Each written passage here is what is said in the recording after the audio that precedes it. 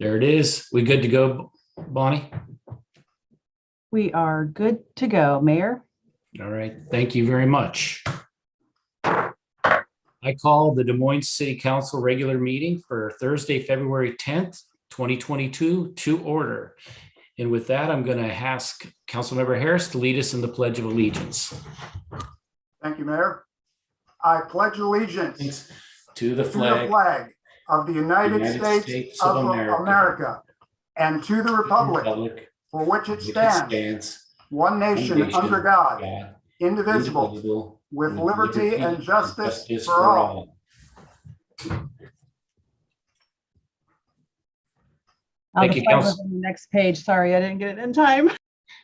Yeah, thank you, Councilmember Harris. With that, let the record reflect that all 6 members of the current council are present. And do we have any correspondence? Thank you, Mayor. We have no correspondence, but we do have the following have provided written public comment. Joan Bailey, Masonic Home. Ryan and Teresa Craven, Preservation. Janet Crawford, National Recovery Month. Barbara Gibbs Dopel, Masonic Home. Marlene Hancock, Masonic Home Renovation. Tyler Pappas, Marine View and 240th. Martin Skrivanik, Priscilla Vargas for the vacant City Council position. Holly Taylor, Preservation of the Zenith Masonic Home. Barbara Wolf, Landmark. Adam Keene, Masonic Home.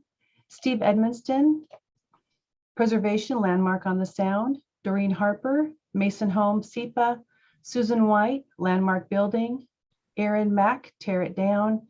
Hannah Alhal, Jaja, Rehab, Don't Demo the Masonic Home. And Nick Dahl, Masonic Home. And Mayor, we have 2 people who have been admitted to give public comment. Okay, thank you. Before we begin public comment, I want to take a moment to remind the public that those persons making personal, impertinent, or slanderous remarks, or who become boisterous, threatening, or personally abusive while addressing the council will be muted and removed from the meeting. They will have each 3 minutes to speak. And with the first one is Barbara McMichael. Is that correct? That's correct, Mayor. Okay, Barbara, you have the floor. Good Thank you for evening. coming. I'll try not to be impertinent. I'm a Des Moines resident, 22810 Thunderbird Drive. And also, I work for SoCo Culture, which I hope all of you know. It's there we go, got it. We're the South King County Cultural Coalition. So all sorts of cultural organizations throughout South King County. And in my work today, I was over in Southeast King County, driving home like mad then to get here in time for the meeting, driving through cookie cutter housing development, through past strip malls, past more cookie cutter developments. And I myself live on a cul-de-sac, so but the point is South King County does not have a lot of wonderful architecture. And we in Des Moines are lucky enough to have the Des Moines Masonic Home as a really prized piece of architecture that is admired by many people, including folks at the University of Washington are interested in it. The Washington Trust for Historic Preservation has expressed interest in it. The Department of Archaeology and Historic Preservation at the state level interested in it. There are a lot of people who really would love to see this property remain. And I know this is an action that you're considering tonight about getting the EIS statements on. So I just want to really implore all of you to take seriously the trust we have as a community in saving a remarkable piece of architecture that can't be easily replicated anywhere else. It's not a cookie cutter. And there are many things we could do. I know you've discussed it before. Mostly it's been private endeavors. I don't know that the public has ever been involved. But I encourage our city council not to be cowed by just a status quo. And I think you could, I can tell you that 2 of our 33rd district legislators have talked with the developer to suggest all of the grants and funding that could be available to help in rehabilitating and repurposing that wonderful building. And I want you to take that very seriously and consider doing everything you can to try to save it. I'll stop talking. Thank you. Thank you, Barbara. I will mention, Barbara, that in the new business, please stay on for that information. I think you'll find it enlightening. Who was the second person, Honey? Mayor, the second public comment is from Jeff McCord. And All right. Jeff McCord, you have the floor. Thank you for coming this evening. Thank you. And I'm going to read my my statement just because I want to make sure to cover what I wanted to say. So hello, my name is Jeff McCord, and I appreciate the opportunity to give public comment. I want to start by saying that I've admired this building for decades as I've lived in the area as a West Seattle resident. As an aside, I also used to be the executive director for the Southwest Seattle Historical Society. I feel that it's such an important historical structure that it can and should serve our whole region, not just the Des Moines area. I recognize that the owners have the desire and the possible right to develop the property to fit their programmatic needs. Fortunately, I happen to also know there is a unique solution that may allow for both historic preservation and programmatic use. Because for over the past 15 years, I've worked for a company called Nickel Brothers, which is a structural mover that not only moves smaller residential homes since 1956, but also is an industrial mover that can move massive ship loaders, such as 200 feet by 100 feet by 50 feet. The entire bridge decking of the Lionsgate Bridge in Vancouver, BC. The company's also moved a 250-ton brick mansion from the Seattle area to Bainbridge Island, and one of the two remaining original historic buildings on the University of Washington campus, a stone castle, and an 1856 building on San Juan Island for the National Park Service.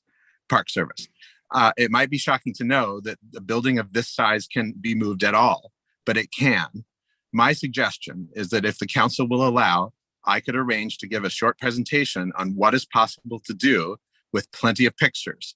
Moving this amazing historic structure on site is not only possible, but with the help of good city planning, it can be moved to a more ideal location to allow the property on site, to allow the property to be developed to its full extent while saving the building at the same time. I will follow up in the coming days to provide my complete contact information as the historical impact of this potential loss of this amazing building is being considered. And just speaking kind of, since I have a little bit of time left, I can say that it is really remarkable about how when a building is actually repurposed as part of a new project, it can actually be an asset for the developer as well. There are certain projects that I've helped rescue, like the Pantages Mansion on Capitol Hill, which is now the cornerstone of a affordable housing development. Mixing historic with new is very possible. So that's what I would love to see if it's possible for me to arrange to be able to kind of demonstrate how it could be done. Thank you, Jeff. Appreciate your time. And the contact information just forwarded to our city clerk. Thank you, I will. Okay. All right. I understand that we do not have a city manager's report tonight. Is that correct? That is correct, Mayor. Okay. With that, can I have the city clerk read the consent calendar? Item 1, approval of vouchers. Item 2, approval of minutes. Item 3, 24th Avenue Improvement Project, Kent Des Moines Road, SR 516 to 223rd Street, 2022 to 2023 on-call general civil engineering services, consultant design task assignment 2022-01 with parametrics for CenturyLink agreement redesign. Item 4, South 239th Street outfall replacement project, permanent fence easement parcel 51194000075. And that concludes the consent calendar, Mayor. Thank you, Tara. Councilmember Nutty. I move to approve the consent calendar as read. Do I have a second? Second. Seconded by Councilmember Buxton, or Deputy Mayor Buxton, my apologies. Is there anyone that wishes to remove an item on the consent agenda? Seeing none, all those in favor, please raise your right hand and I will call you out. Councilmember Steinmetz, Councilmember Oxiger, Deputy Mayor Buxton, Councilmember Harris, Councilmember Nutting, and myself. Consent agenda, of course, passes 6-0. All right. We've moved to new business, and from what I understand, we're going to be swapping items 1 and 2. Is that correct? We're going to be That's going correct. with the Marina dock replacement information first. Correct, yes. Okay. With that, I believe I'm yielding the floor to Dan. Is that correct? Yep. Take it away, Dan. Very good evening, Mayor and Council. We've got a presentation for you this evening to bring you up to speed on where we're at with the Marina dock replacement project. Next slide, please. So before I get started, I just want to give a little background as a means of kind of setting the stage for how we got here, just reminding everybody some of the work we've done over the last several years. This really started with some information and suggestions we got from some of the members of the DMMA and some of the marina tenants that were suggesting that we talk with the Wagner Group. And so we did that, and we did some preliminary reports through the Wagner Group, Mark Bunzel, looking at kind of the economics of replacing some of the docks and infrastructure at the marina. So we've been doing that over the last couple of years. During that same process, we contracted with Reed Middleton. They did a condition assessment report.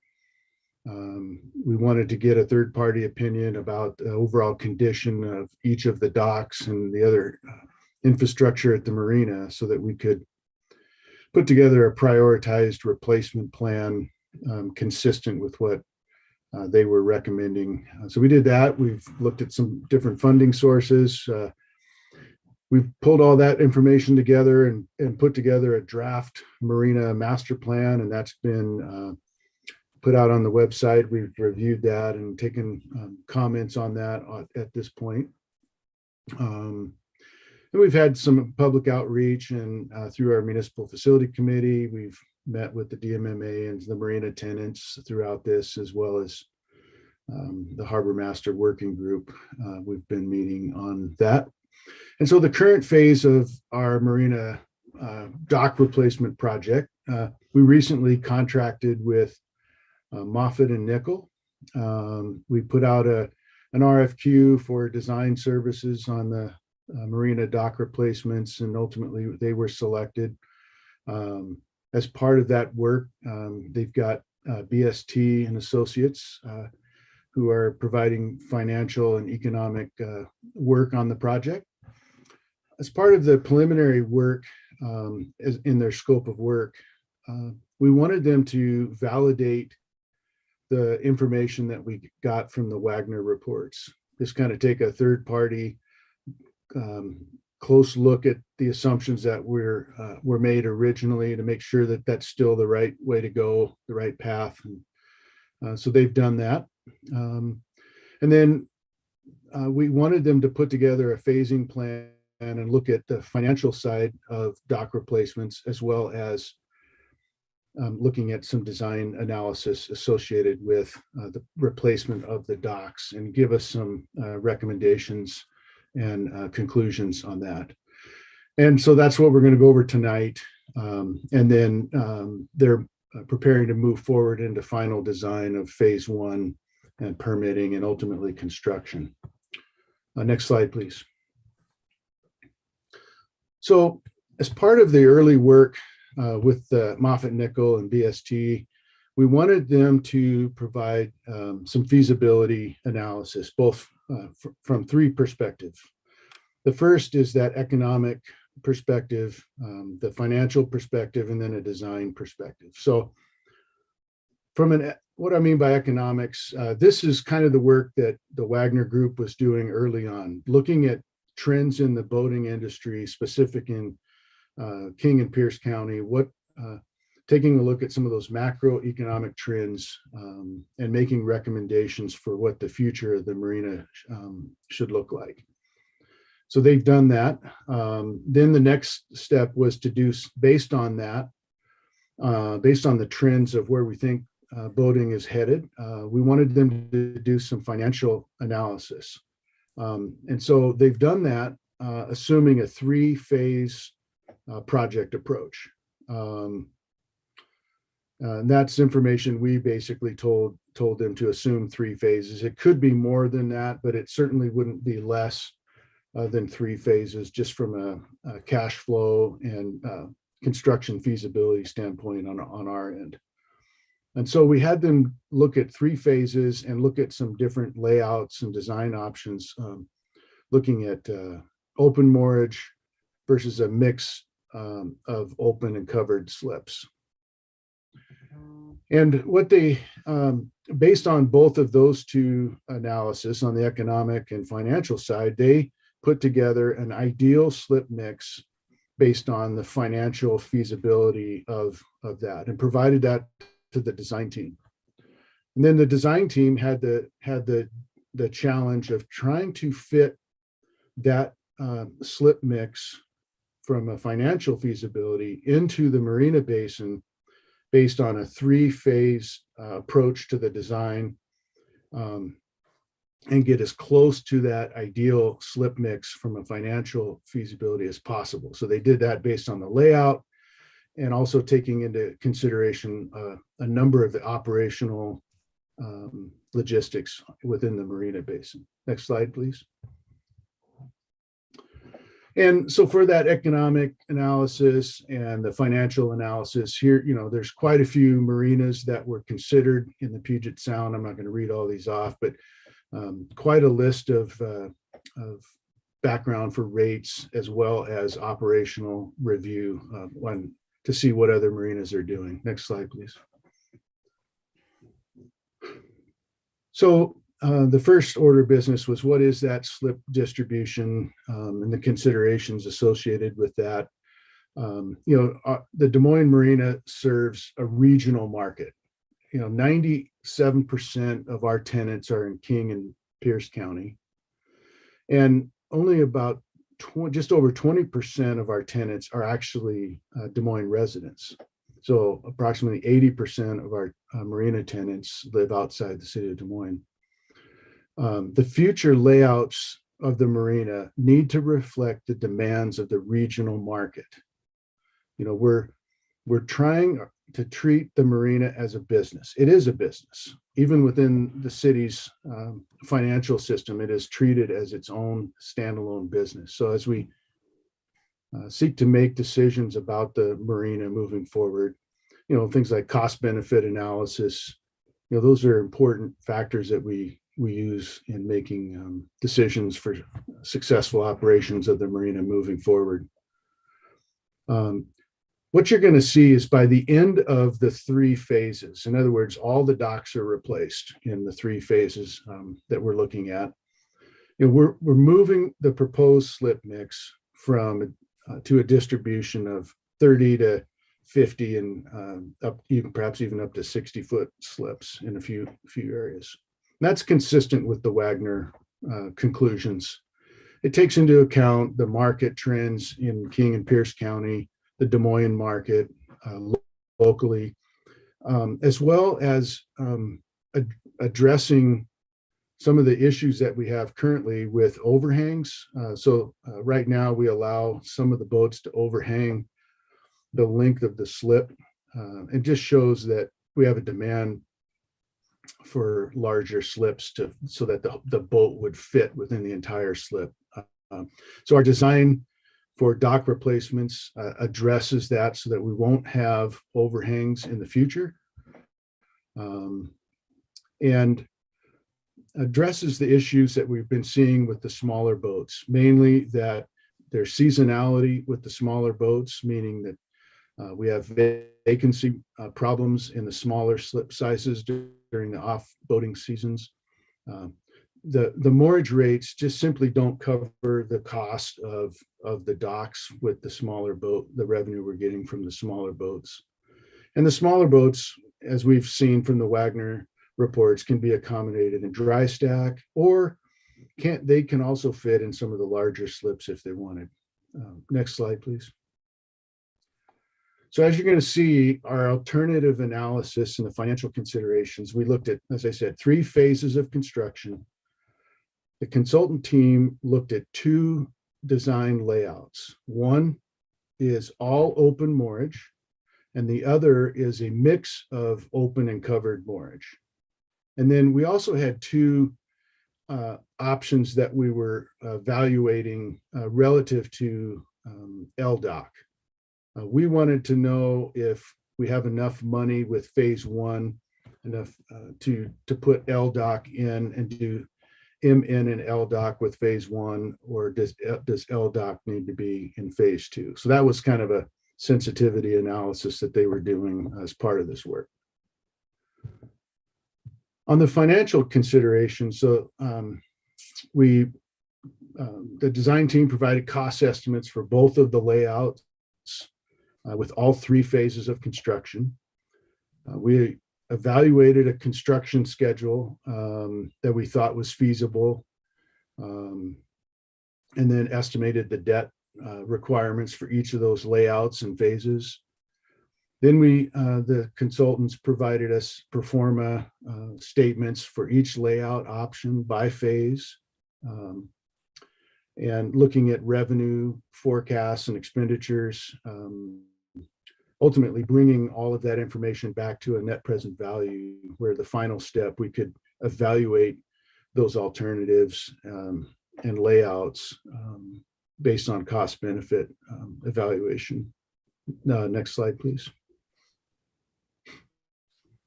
So on this slide, what I want to start with is the information on the left, the graph information. The light blue bars that you see in here that's our existing slip mix at the marina as it exists today. So you can see we have almost 500 slips in the 20 to 29 foot range. And then you can see that blue bar kind of decreasing as you go across the slip length. The second bar that I want you to look at is the black bar. That is what the Wagner Group suggested as a slip mix.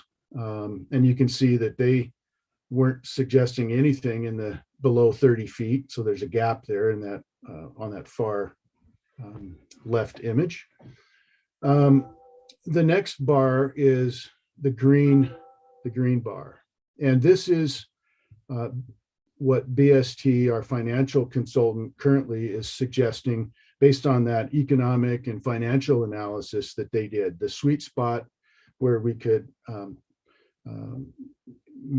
match the cost benefit of the dock. So they were suggesting what you see a slip mix there in green. And they also aren't recommending anything below 30 feet. So that's why you see kind of 2 gaps over there on that far, in that bandwidth for 20 to 29 foot slips. Okay, the following 4 colors that you see, MN layouts 1A, 1B, 2A, and 2B, are what the design team kind of came up with based on the alternatives and the options within those alternatives as what the slip mix that they could deliver from a design perspective and get as close as they could to the green bar. So there's a few differences here and there, and all of that is based on the phasing schedule that we have based on a 3-phase construction, and you'll be able to see this in the next few slides here. But the idea was that the reconfiguration, there were limits to how they could do this, and it was based on the rebuild option. So the first phase, whether it's MN and LDOC, we had to account for not impacting KDOC with our operation. So we only had a certain amount of space to work with. We didn't want to impact guest moorage, or other existing operations. So that was a factor that we had to take into consideration. At the end of the day, you can see that the differences between the Wagner report and recommendations, the black line, and the BST and Moffett nickel layouts are minor. You can see that there's some, especially in the 40 to 50 and the 50 plus range, there's some differences there. But overall, you can see a shift, a significant shift from the way our marina is laid out currently to larger slips. That's almost unanimous at this point. The point that I would want to make is that, and remember throughout this presentation, is we're only moving forward right now with phase one. You're going to see a couple other phases. There's going to be time to reevaluate the slip mixes before we start with phase two, and again before we start with phase three. And that's important because we want to make sure that we're hitting what the future trends of the boating industry are as we progressively develop the marina. So that's our plan moving forward for the future phases. Next slide, please. So here is an image that kind of shows what layout one would look like. This is all open moorage for layout one. And you can see the phases shown there, phase 1, 2, and 3 of the project. The blue sketch that you can see is what would be proposed for the layout of the new docks. And so you can see how in phase 1, they're almost overlaid with the existing location of MN and L dock. In future phases, the docks will get moved around a little bit as we begin to shift in that second phase to accommodate more and more larger boats. So this is a description and kind of the layout of the alternative that we looked at for this open moorage. And again, we did look at a sensitivity analysis where LDOC, what if LDOC wasn't in phase 1? And we've concluded that LDOC can be in phase 1. So we're just showing you this, but we did do some analysis on that as well. Next slide, please. Layout option 2 is a mix of open and covered moorage. And so it's generally the same layout that you saw in the first graphic, but you can see these green boxes that are intended to show where the portion of the docks would be covered. It's shown here approximately 30% covered slips with these docks. That was an approximate guess early on as to what might be feasible from a financial perspective, at least for the purposes of running the financial models. So next slide, please. So just kind of a conclusion of the cost of these two layout options. Over on the left side of the screen here, you see that the top open moorage, and you can see that we intend to do phase 1, probably construction would be about 2025. Phase 2 would be 2032, and phase 3 would be 2039. And you can see the cost, the future costs of those investments. And what we've done is brought that money back into 2021 dollars late in the fall when this analysis was run. And you can see, so all 3 phases of the dock replacements for the marina basin in open moorage would be about $40 million to replace all of the docks as open moorage. Down in the bottom here, you see a mix of open and covered moorage, the same layout, but with about 30% covered moorage. You can see that the cost to do that option is about $60 million. So layout 2 with covered moorage is $20 million more than option 1. And just to note, we assumed an inflation rate of 2.7% annually. That is pretty typical, except for the last several years where it's been double and even triple that. We're assuming that some of the inflation will level out over time, but on average, we've assumed a 2.7 inflation factor on that. Next slide, please. So as we begin to think about, okay, well, what would debt service look like for those phases for layout option 1, which is open mortgage. So on the left side of the screen, you can see our existing debt, which will pay off this year. And so at the marina, we'll pay off our bonds for previous improvements, which frees up debt capacity to do this first phase of dock replacements. And so that's shown graphically there about what that debt service would look like on open mortgage. So on the left side of the screen, you see debt service for phase 1, 2, and 3 for open mortgage. And in the middle there, you see what that would look like if we had a partial mix of covered mortgage and open mortgage. And you can kind of see the magnitude of what that would look like for debt service. And think about this in total phases 1, 2, and 3.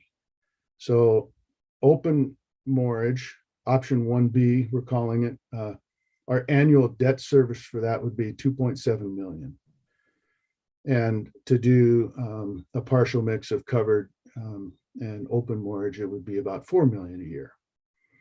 To put that into perspective, our current total revenue for the marina, including all sources, is about 4 million.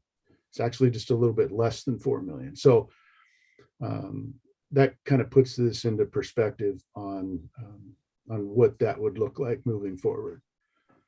Next slide, please. So as we begin to kind of think about, okay, what does that mean for rates and affordability moving forward? We wanted to take a look at our current rates and what's possible moving forward. So this slide is intended to show on the far left the various sources of our mortgage revenues. So you can see that by far most people pay mortgage monthly. We do have some folks that pay annually. You can see a sliver of that. And then our 5-month prepay is a program that we've had for a while. Council, if you'll recall, you would have received a memo from City Manager Matthias and the Harbor Master, I think within the last week and a half or so, explaining that we've eliminated that 5-month prepay. So that isn't something we're going to have moving forward. But and then we do have some seasonal sources in there. In the middle on the chart here, you can kind of see price per foot per month for our open monthly is the solid blue line, and then the dotted blue line is kind of our weighted average prepay.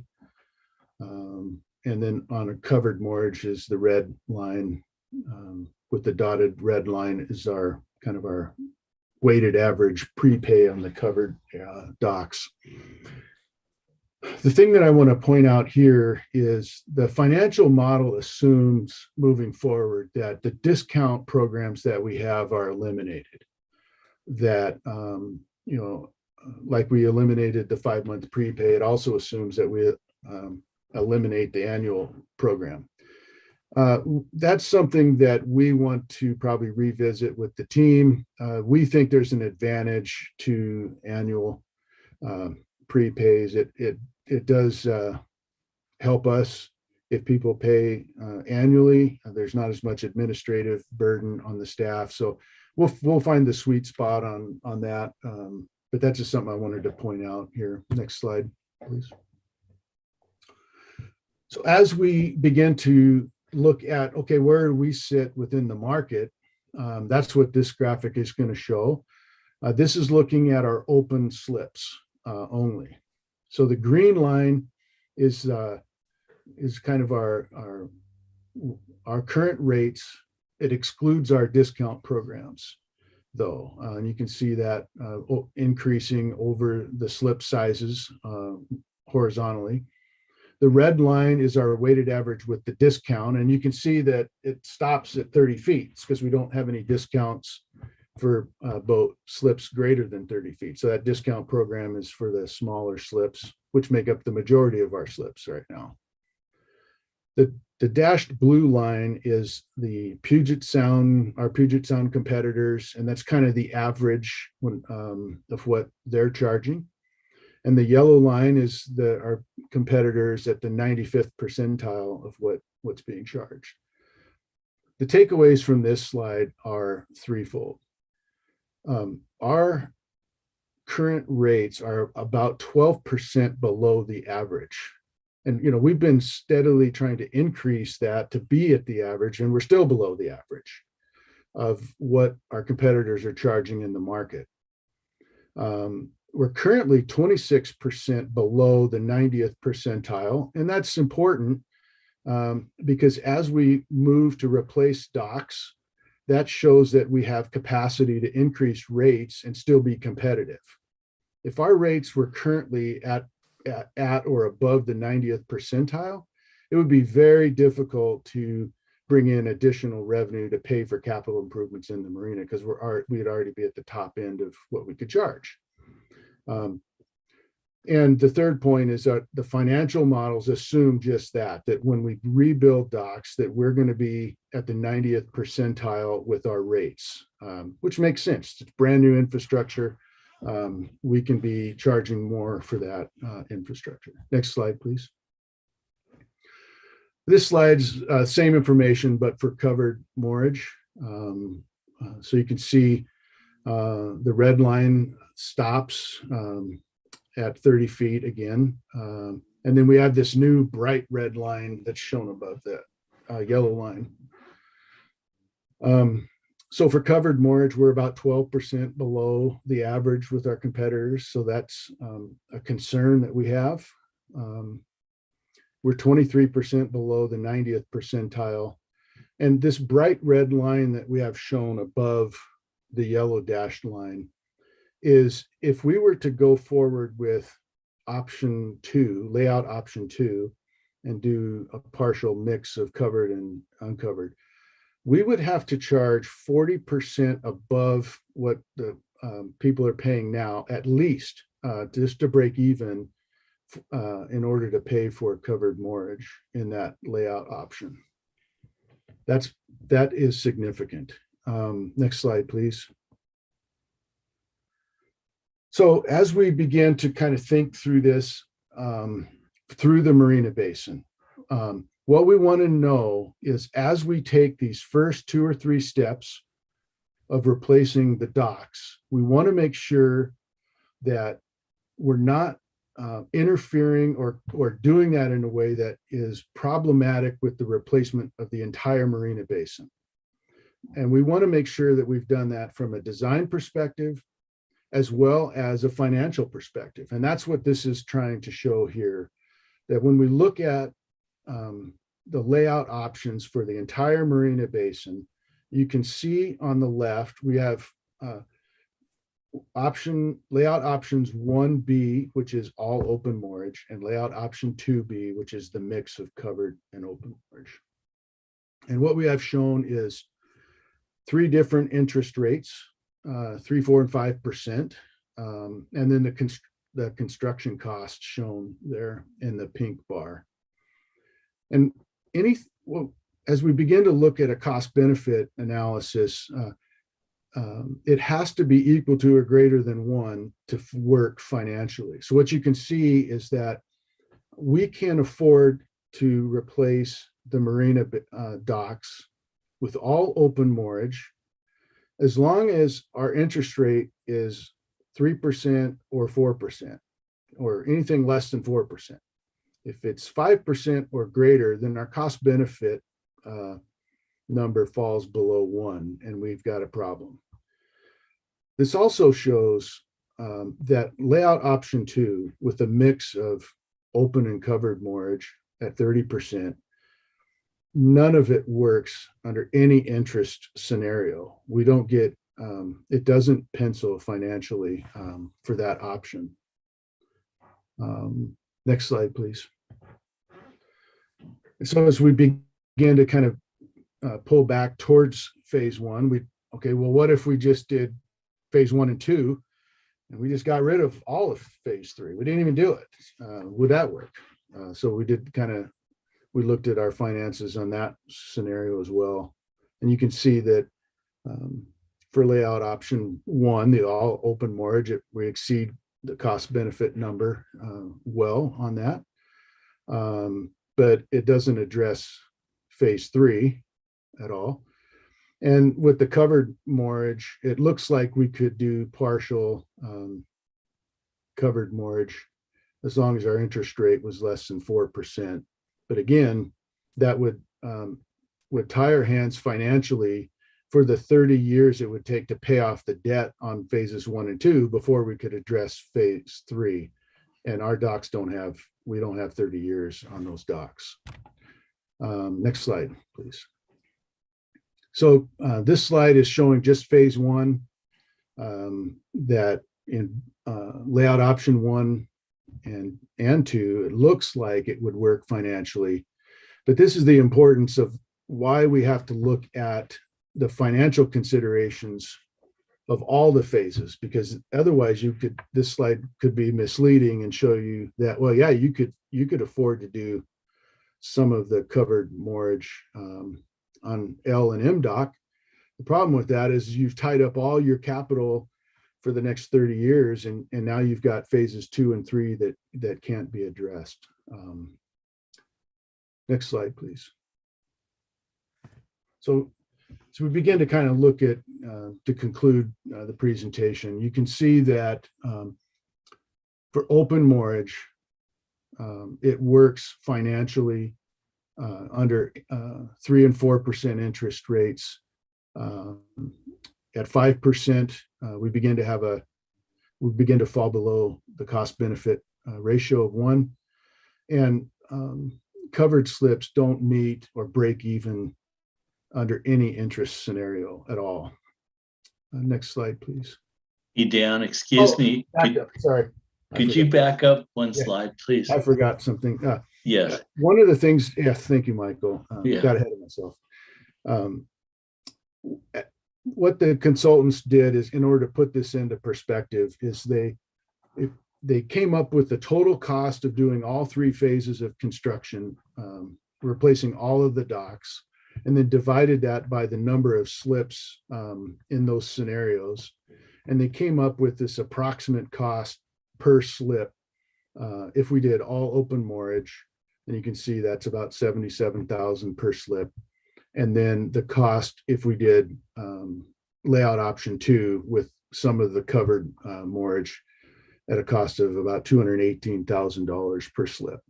That is a really sizable jump, to say the least. And that's what's driving these cost benefit numbers. Next slide, please. So our findings from the financial analysis at this point, phase 1 meets all the financial requirements. For phases 1 and 2, it looks like it could work for 3 and 4%, but not 5%. But when you begin to look at what does that mean when we have to replace all the infrastructure, open slips layout, the open slip layout works for 3 and 4% interest rates, but not 5%. And the mixed slip layout doesn't meet any financial requirements under any interest rate option. Phase 1, layout option 1B, which is L, M, and N doc. We're moving forward with that option. It maximizes the number of slips in phase 1 versus just doing M and N doc. It meets the financial and market requirements. Phases 2 and 3 are very costly because there's a lot more infrastructure to replace, especially phase 2. And before we can even start with phase 2, there's other things that have to happen first. Namely, we need to extend the seawall, the bulkhead south from the travel lift down all the way down to the south end of the marina, and as well as extending and expanding the utilities when we do that.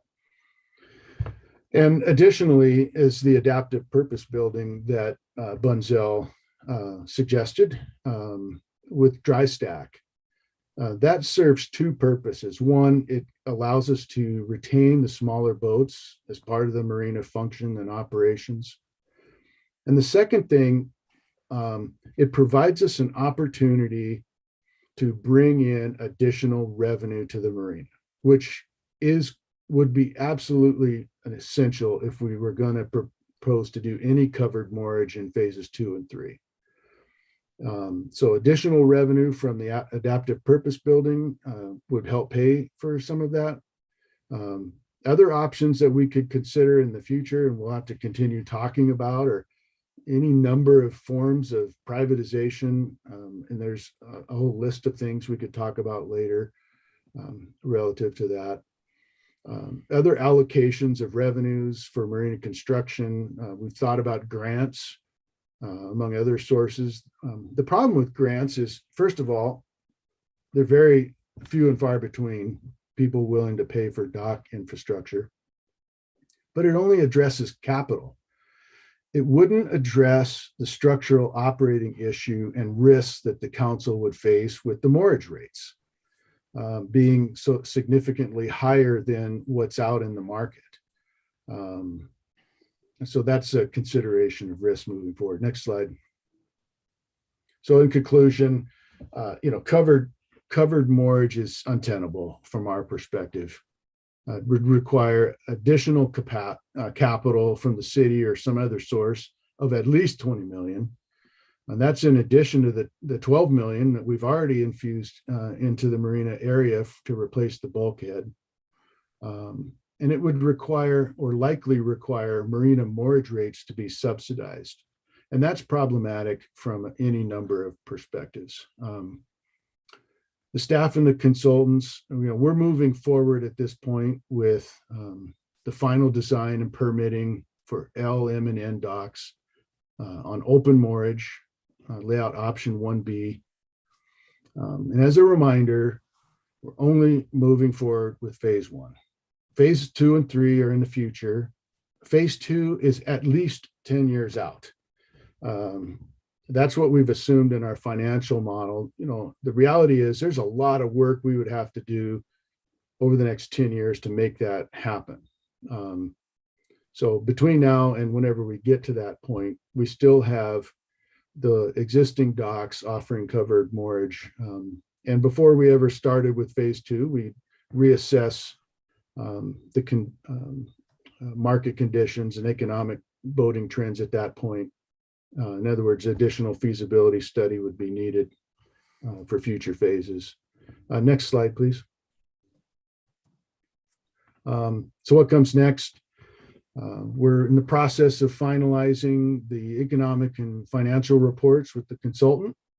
And those will be used by Katie, Scott, and myself. We're going to use those as we finish up and finalize our marina master plan. And while we're doing that, the consultant team will be moving forward on design of LM and N docks. There will be some design options within that open moorage that we'll get some feedback on from the boaters and the tenants down there. We're also going to develop a construction staging plan. I know that has been brought up as a concern, so we'll address that as we move forward in design. And we'll be moving forward to continue our permitting processes. We've had preliminary conversations with some of our permitting agencies, but not all of them. That permitting will be done specific to phase 1, but they want it done in context with the entire marina. So that's another factor is why we've been looking at the replacement of all the docks as one project. As far as bidding for the construction of the docks, we're probably talking about this time next year, plus or minus. And I mentioned that because for two reasons. One, the construction timeline right now is at least a couple of years. So we're probably talking 2 to 3 years before we actually see new docks being floated into the marina. But because we want to bid the project probably about this time next year, One of the things we'll have to do is issue bonds probably late this fall. So we have the construction funding in hand before we go out to bid. And then, you know, the biggest question that I still have, and we probably won't know for some time, is what the environmental mitigation for the work will be. So that's kind of what comes next. And I think that wraps up our presentation at this point. So. Thank you, Dan. Well, Michael, did you have anything else? No, I think that you guys did a great job of breaking down a very, very complex dynamic. Thank you. thank you, Michael and Dan. I'll start with a round of questions. I'm going to start with Deputy Mayor Buxton. Thank you, Mayor, and thank you, Dan. That was fabulous. I mean, you went, it was very systematic and easy to understand. I really appreciate it. I just wanted 2 questions. One is just for clarity. So when we're talking about not replacing the no covered mortgage option, you did mention we're still going to have a lot of covered mortgage for at least until 2032. And it looks like even a little after that till phase 3 still has a little bit of covered mortgage until 2039, correct? Yep. Yeah, that's correct. All right. So it's not like in a few years, all covered mortgage is gone. That's Yeah. Yeah, it'll be phased. The construction will be phased Right. over the next 10 or 15 years. And Okay. And then you mentioned when we were talking about the interest rate and you're mentioning the 5%. So some of the structure of bonding is not that clear to me. So is whatever we borrow, is it going to be fixed rate? Is there a possibility of an adjustable rate on a portion? Or are you talking about, we just don't know in the future when we get to phase 2 and have to borrow more or use more money, it could be at 5% at that time? yeah, I think Beth Ann, I see that she's on. I don't know if she's available, but I think that when we issue bonds, it's a fixed rate so that we know what our risk is. I think that's how that works. We just provided different slices for sensitivity to make sure that, okay, well, if we had to issue bonds and it was 5%, what would that look like? Okay. But I think, I'm pretty sure that we don't issue adjustable rate interest on our bonds. No, we don't do adjustable interest rate, but sometimes you can graduate the cost of the interest rate may change a little bit by 1/4 to 1/2% over the life of the bonds, depending upon how long term they are. But for the most part, it's a fixed rate. Yeah, that's a good. Can I add to that? That's a good point, Beth Ann. Just so you know, we've assumed, I think our financial models assume a 30-year debt, Yeah. There's also, Deputy Mayor, great question, because currently what we're looking at, the CPI came out today at 7.5%. Interest rates are at historic lows. The Federal Reserve is going to slowly match what the market interest rate is going to be with what the established Fed funds bank lending rates are. So there will be an increase, but over time. But the other thing, and one of the safety mechanisms in municipal bonds, is they usually have a call date or a refinance date.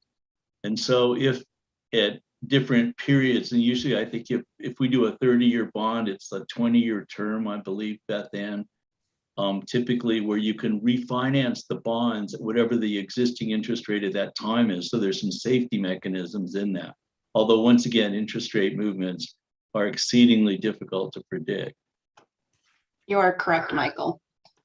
Thank you. So that 20-year option, that is not, that only works in our favor, not the lender's favor. In other words, if interest rates were back up to 1982, 12% or something, they couldn't come to us and say, we're going to force you to we're going to reevaluate this bond. You keep your interest rate for the entire life of the bond. You lock it in. And the other thing about it is typically municipal bonds, the advantage comes in the tax break, not necessarily in the interest rate return. Okay, thank you. All right. Thank you, Deputy Mayor. We're going to move on to Councilmember Harris. Thank you, Mayor. Wow. Yeah, I have absolutely no questions. No, I'm just, thank you, Dan. Just, this may seem silly after all these years. Do you happen to have a map of the individual slip sizes? I just, off the top of my head, I can't, that just shows what the projected sizes are going to be for each of these slips in phase one. Yeah, we have, I don't know if it's mapped out on a graphic, but we do have that information shown in table form. So it would show you in phase, for LDOC, LM and NDOC, it would show you, here's the size, the slip mix that we're proposing for those, for the new docks. So Okay, so DMMA or what, they'll be able to just count, here's the number that are being proposed for each of, for whatever you come up with is Yep. the recommendation. Yep. Again, another, why do we go out for bonds before the bid process? Just out of curiosity. Well, generally speaking, I don't like to bid a project unless I have money in hand. The one risk about that is you're issuing debt based on an estimate, a cost estimate, and the bid could be more or it could be less. So the good news is, and this gets a little technical here, but when we issued debt for a project like this, we account for our costs as we going through the design and permitting, which is all eligible to be paid for by the bond debt. We're using cash that we have now to pay for this design work, and that can help us buffer against any bidding risk that we could be exposed to. But that's generally why, if we're going to issue a contract, we better have the money to pay for it. Okay, are you assuming that there's going to be demand regardless of rate? I just get the impression that it's just so, they sound so optimistic about the boating market for the future that. The market right now and in the foreseeable future is strong. We're assuming that will continue. I don't know that we're assuming that growth will continue in the boating market, but rates are relative to demand.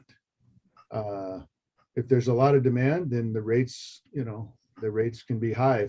If the demand were to drop off for whatever reason, then yeah, you're gonna have to stay competitive with the market, and that's a key point for moving forward. It's hard to capture what the risk is. The reality is, you're issuing $40 million in debt to pay for docks. You better be able to, have a financial model to recoup that over 30 years.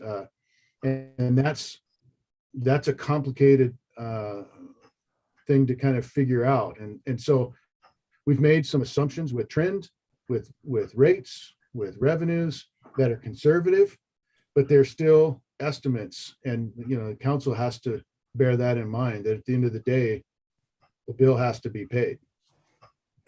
Is there anything in this modeling for future updates? It almost strikes me as a one-off, like basically, we're going to rebuild for the next 50 years and as opposed to setting aside a certain amount every year for the next round of updates, in 2070 or what have you. Yeah, I think that one of the things that I know Scott and Katie and we've been talking with Beth Ann about is we want to move to a model in the marina where we treat the docks just like we would our fleet. So we assess our fleet assuming a certain life cycle cost for our vehicles. And we set aside a little bit every month or every year for every vehicle. It's just a little bit, but over time we're setting aside so that we have the cash to make those future replacements. We need to do the same thing with the dock replacements. Okay. And we plan to do that. And is there going to be any information? Well, two quick things. Basically, what the requirements of the APB in terms of generating revenue, what it's going to take to make up for the shortfall from the docks. That is a good question. And I think that I can't answer that question tonight, but I know it's a question that needs to be answered. What we plan to do is once we finish the design work and we're working through getting and acquiring our permits, we'll move into more financial analysis and preliminary design of that adaptive purpose building.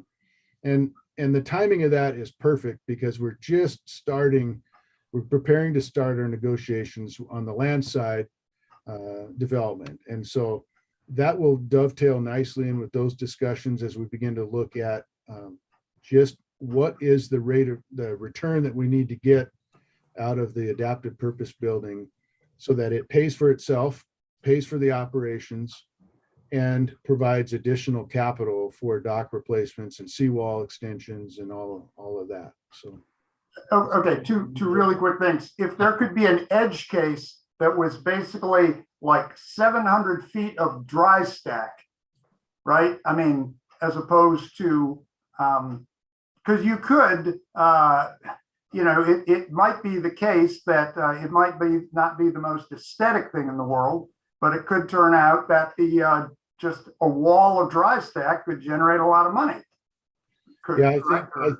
I think that's a fair assessment that we can make as we look at alternatives for that. We can look at having the adaptive purpose building where a portion facilitates, some of the retail and the farmers market, some of the other things that we've wanted to do, but perhaps the dry stack, we could consider an option where that's exterior and it's not enclosed within a building. I think, there's pros and cons to that as well, not just aesthetics, but, there's other factors to think about, but we can look at that. I'd like to add to that,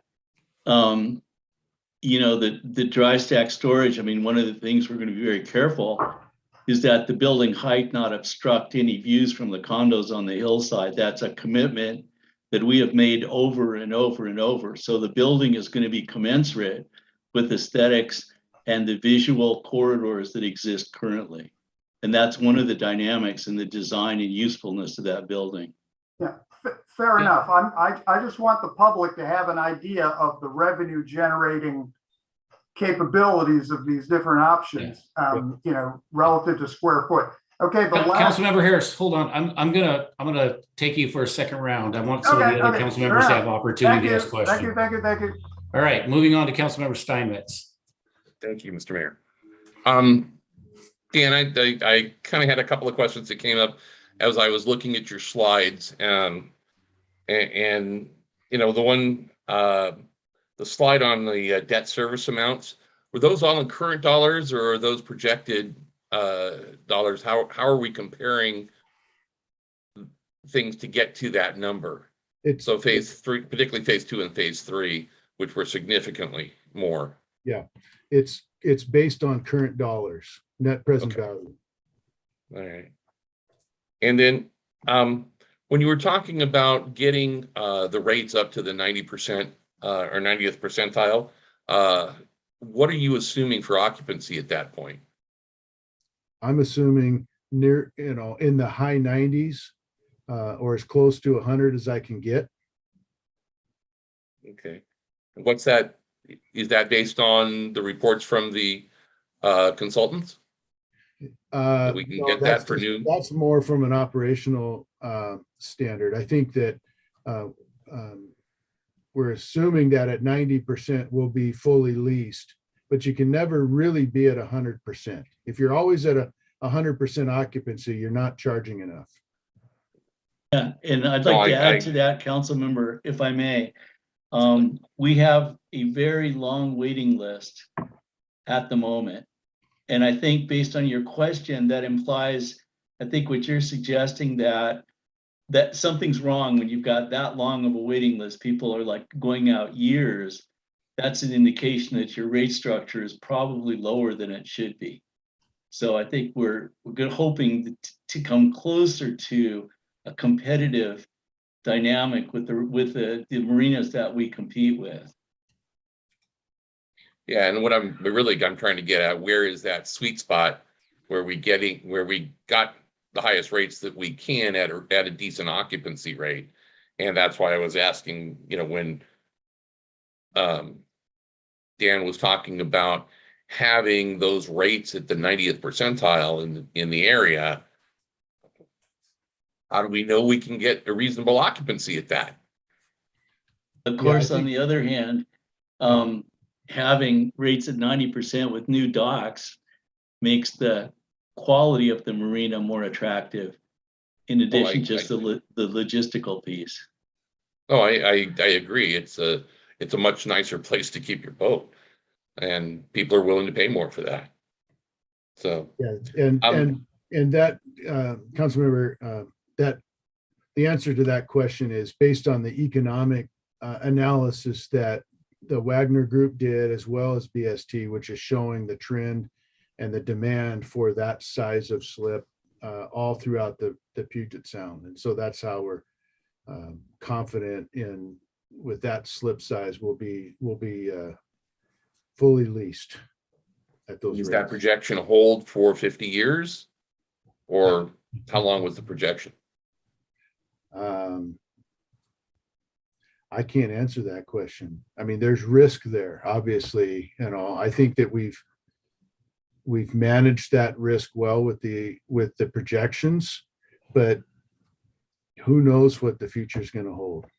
And so that's just, there's that comfort level that you want to have to move forward with that kind of investment. And I feel comfortable with the work that economists have done in telling us what the trend is. And but there definitely is risk. And Dan, I just want to add to that. I mean, it's a great question and it's a great answer. And the idea is that, we can't look in a crystal ball 50 years from now, but I think one of the things that protects the city to some degree is the fact that we're going to do it in phases and reevaluate kind of where we are at each segment of the way. So we get closer views of what the end game looks like as we approach that. And then one kind of last question that may have been at least partially answered in the questions that Councilman Harris was asking is that, if I'm not mistaken, L, M, and N docks have a lot of the sailboats and some of the shorter or smaller slips. And so if those are the first ones being replaced, what is the plan to mitigate what we're losing while those docks are being replaced? To make sure that those people have a place to keep their boat. Yeah. Actually, LM and N dock are all of our larger slips. They're the ones that are closest to guest moorage. Okay, I have them reversed. So they're at the far north end of the docks, right adjacent to guest moorage. And that the second part of your question is what we'll be developing, that construction staging plan and how we maneuver boats as we're, taking the old docks out and bringing in the new ones. We'll put a plan together of how we'll deal with that. That gets a little tricky. So. And is it anticipated that, assuming that we're going to do a dry stack option that's not 700 feet tall, but doesn't obstruct any views, is that those will be built by the time some of the smaller slips are going to be taken out, so that they can easily transition from one to the other? Yes. Yeah. So with phase one, we're not displacing any of the small boats. And we're replacing LM and N dock with 40 and 50 foot slips like they are today, like they are now. So We aren't losing any of the smaller boats. We're not taking any of those slips away. It's going to be a while before we get to that second phase of the development. All right. Thank you. Thank you, Councilmember Steinmetz. Moving on to Councilmember Oxiger. I think you're on mute, Gene. There we go. Thank you. Dan, I was curious, you indicated that approximately 20% of the tenants at the marina right now are Des Moines residents. How many of those fall into the 29-foot or less boat category? All right, where's Katie? Do you happen to have an approximate guess on that? I mean, we have the numbers we could provide, but I don't have the percentage, but it was roughly like in the smaller slips, it was roughly, I want to say it was like 60 people, maybe 60 or less people.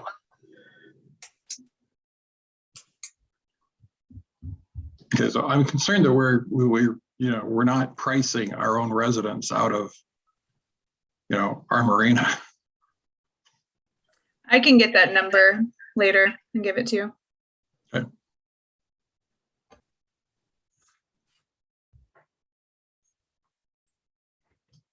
Is that all you had questions of? Yes, thank you. Okay, thank you. I have a few myself. First one would be the back end of Councilmember Oxiger's statement. We have to treat this like a business. If we were subsidizing our own residents, it'd be the city that would be covering the difference in the cost. Is that correct? yes. Okay. Can you talk a little bit about, with the change of the LM and N docks, what our guest moorage strategy is? Yeah, that's a great point. I forgot to mention that in my presentation, but if you recall the layout 1 and 2, neither of those options assumed a covered moorage on N dock at all. Under any of those scenarios, N dock is open moorage. And one of the things that we discovered in our master planning work, and we've talked about, is the potential to expand guest moorage in the future, especially as landside development begins to expand and there's opportunities to attract more boating into the marina. So we have those options to be able to do that with this design layout. Okay. The waiting list, especially for bigger boats, because I think a lot of them are predominantly covered, as I understand it. Do you think the waiting list will be as fervent and aggressive as it is if we have open slips? I hope we don't have any waiting lists in the future. If we have a waiting list, we're not charging enough. We're not recouping. It's lost revenue. So if I was asked today, if we didn't have the covered slips, say they didn't exist in LM and N, would we be as full as we are? Yes. Okay. Yeah. Thank you. And the last one, I know you only got into it a little bit, and it's one of my major concerns about covered moorage, honestly. Can you tell us a little bit about the direction that the environmental groups that we have to do the permitting with and give guidance and so forth, and what their view is of how a marina should be in the future and are likely to approve in permitting?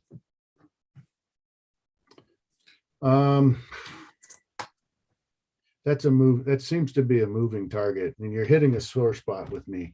Sorry. It's very challenging right now to build anything on the water. I mean, Andrew, I know he's listening in. You've all familiar with what we've gone through on the North Bulkhead.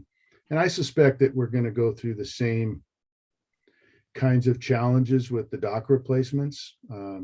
Andrew and his design team on the fishing pier down in Redondo have had to be extremely creative in coming up with a design for the replacement of that pier that could even be permitted. And it's things like graded walkways and open walkways, and where sunlight can pass through the decking. And so that's what they're looking for us to provide. The only way we would get covered moorage, a solid screening like that, is as a mitigating factor of taking what's down there away. And this isn't just Des Moines. Everybody's facing these same challenges. So we still have a lot of permitting work to do to get this done. So, And probably didn't answer your question. yeah, But. no, but I know it. We're watching it in the fishing pier. The same complications, and this would be times 10 that, I'm sure, or more, as far as complexity.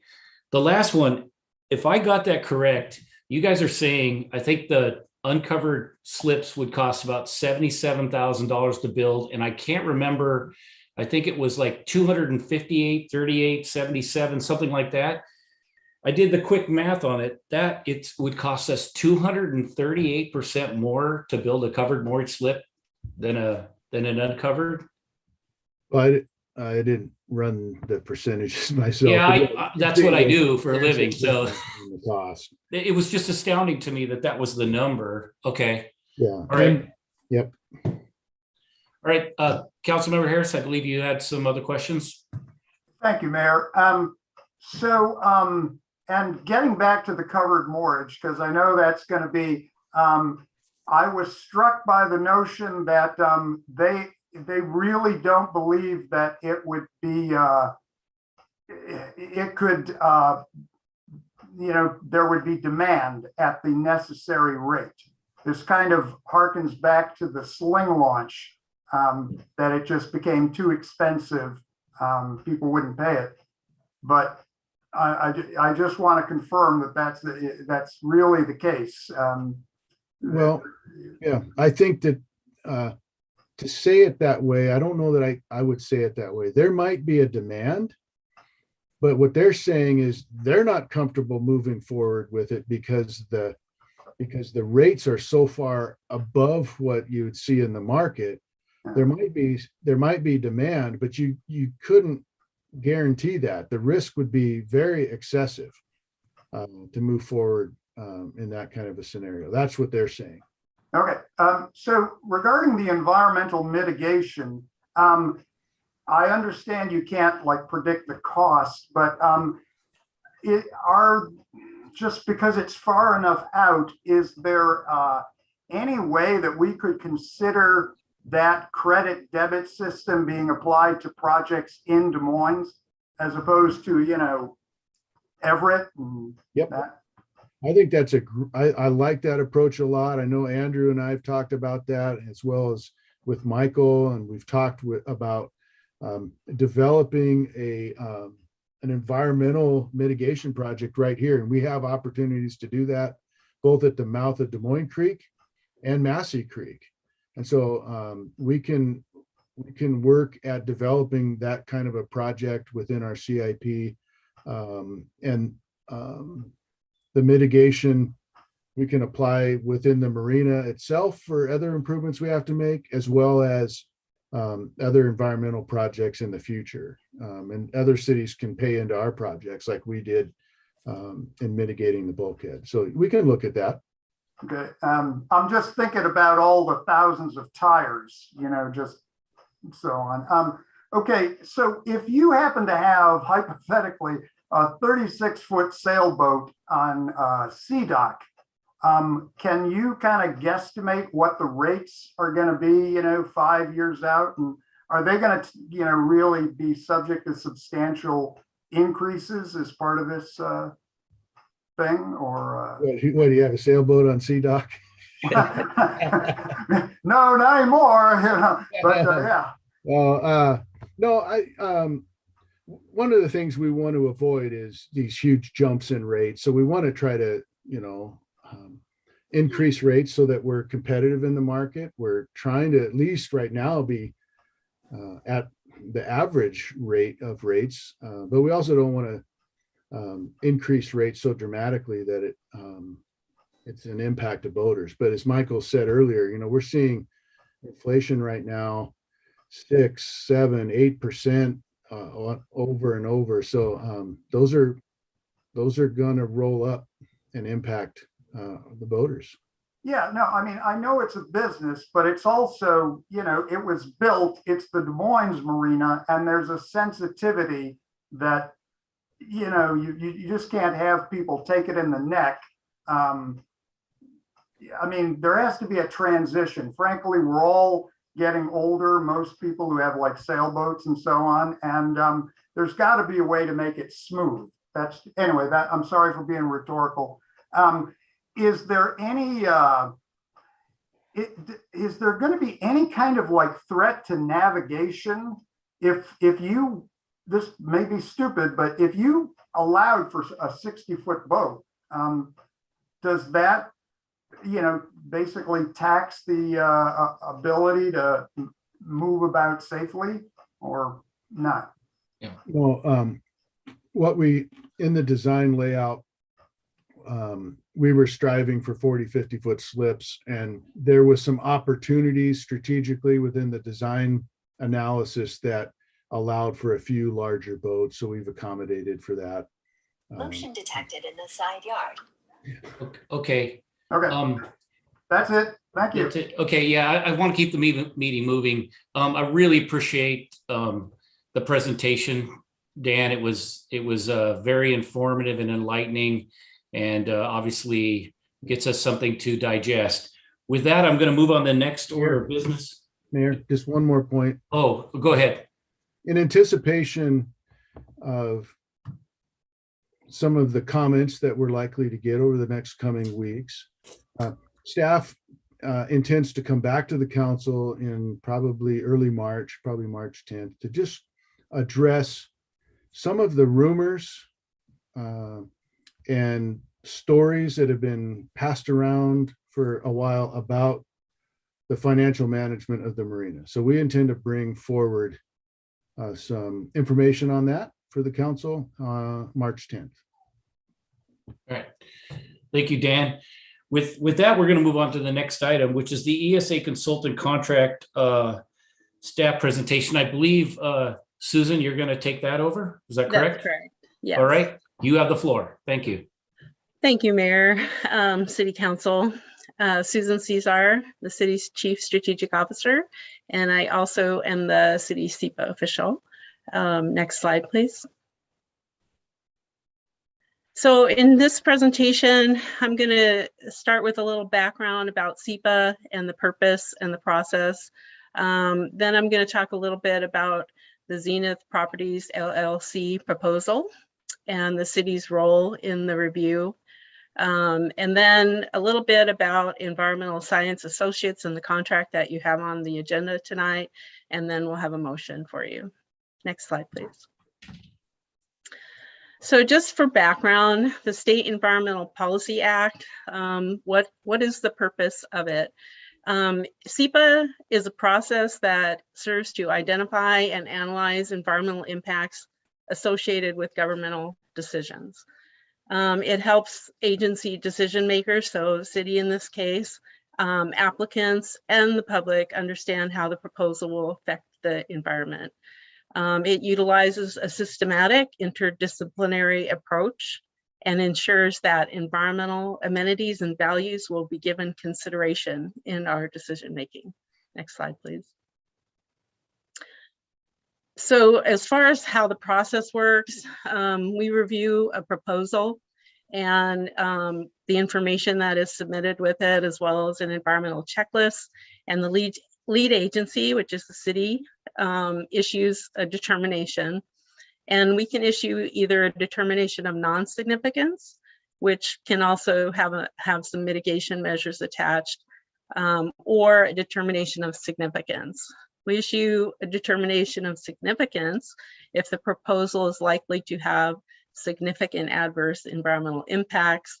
And what that means is that an environmental impact statement will be required. The EIS process is a tool It's a tool for identifying and analyzing probable adverse environmental impacts, reasonable alternatives, and possible mitigation measures to reduce the environmental impacts identified. It also serves to provide for other agencies and the public to participate in this process. Next slide, please. Generally, the environmental impact statement process consists of 3 phases. Once we issue a determination of significance requiring an EIS, we would start the scoping process. And this is a process that allows the public, other agencies to comment on the EIS scope and the alternatives to be evaluated and assist in identifying issues and concerns. So this is the process that determines what will be in the draft EIS. There was, I think, some public questions about that, and they would have the opportunity to participate in determining what the ultimate scope of the EIS will be. And in this case, it will also inform the subsequent contract scope. Once that scoping process is complete, our consultant would begin drafting the EIS. And when that is issued, that contains an analysis of the environmental impacts, reasonable alternatives, and it also is another opportunity for agency and public involvement. That document would be issued with a comment period, and people can participate in reviewing that document. Once we have all the comments and the comment period is closed, we would issue a final environmental impact statement, and that is the final analysis and the tool that we would use in decision-making on the project. Next slide, please. So the Zenith proposal, I think most of you know that the Zenith Properties has applied for a demolition permit for structures located at that address on Marine View Drive South, and most of you know it formerly was known as a landmark on the Sound. The city is required to process this application and review it in accordance with our regulations. We did determine that SEPA review was required for this proposal, and we gave the application an initial review, requested additional information, primarily related to cultural resources. So at this point, the city is preparing to issue a determination of significance requiring an environmental impact statement for the project. Next slide, please. City's role in this process. The permit itself is an administrative permit. It's a demolition application. The city council's role tonight is to approve some resources for consultant services. So we have the adequate experts on board to complete the work. And just to be clear, so there was, I think, also some public confusion, perhaps. The action tonight is not a decision on the permit application. It's simply on a contract for consultant services. The city is in a regulatory role related to this application. We're going to review the proposal for code compliance and conduct an appropriate environmental review, in this case, an EIS, and manage a public involvement process. And the permit decision will not be made until completion of the EIS process. Next slide, please. The city's role in the EIS. This is also an administrative process that is prescribed by the Des Moines Municipal Code. I've put in some code sites here. Essentially, they assign the responsibility to the city staff under direction of the responsible official. And then it also talks about the cost of the EIS will be borne entirely by the applicant, and that we can contract with consultants, and the process for selecting a consultant, which we did follow, interviewing the candidate consultants and select the most qualified, and the contract that we've negotiated is on your agenda tonight. Next slide, please. So a little bit about Environmental Science Associates. This is the consultant that we have selected. ESA has been on the city's on-call roster for at least a decade. So we have worked with this firm before. They are a very experienced firm and a specialist in environmental consulting. They have in-house technical experts, and as well as will hire sub-consultants to fulfill any roles that they don't have in-house. They've been in business for 50 years and they have 21 offices. I have a little excerpt from their website here, which really just speaks to their philosophy. And they feel that they hire the best employees in their fields, and that they adhere to a rigorous process for preparing and reviewing technical documents, resulting in high quality work products. Next slide, please. So the contract itself, as I mentioned, we went through a selection process and selected ESA as the most qualified firm with relevant experience. This contract with ESA will add specialty expertise to the city staff to assure that we do a rigorous analysis. They'll help us with the public involvement plan and implementation. So having this contract in place will greatly help the ability of the public to participate in this process. The applicant will pay the cost, including for application review and the EIS process. And one important point that I want to make is that although the applicant pays the cost, the consultant contract is between the city and the consultant, and they will work at the direction of the city and not the applicant. The sub-consultant experts will be able to complete technical analysis and peer review applicants' supplied information, for example, cultural and structural reports, archaeological survey, cost analysis, and outreach materials. Next slide, please. So in sum, the city is required to review this application and complete the environmental review. The action tonight, again, to emphasize, is not a decision on the permit application. It's simply a contract for consultant services.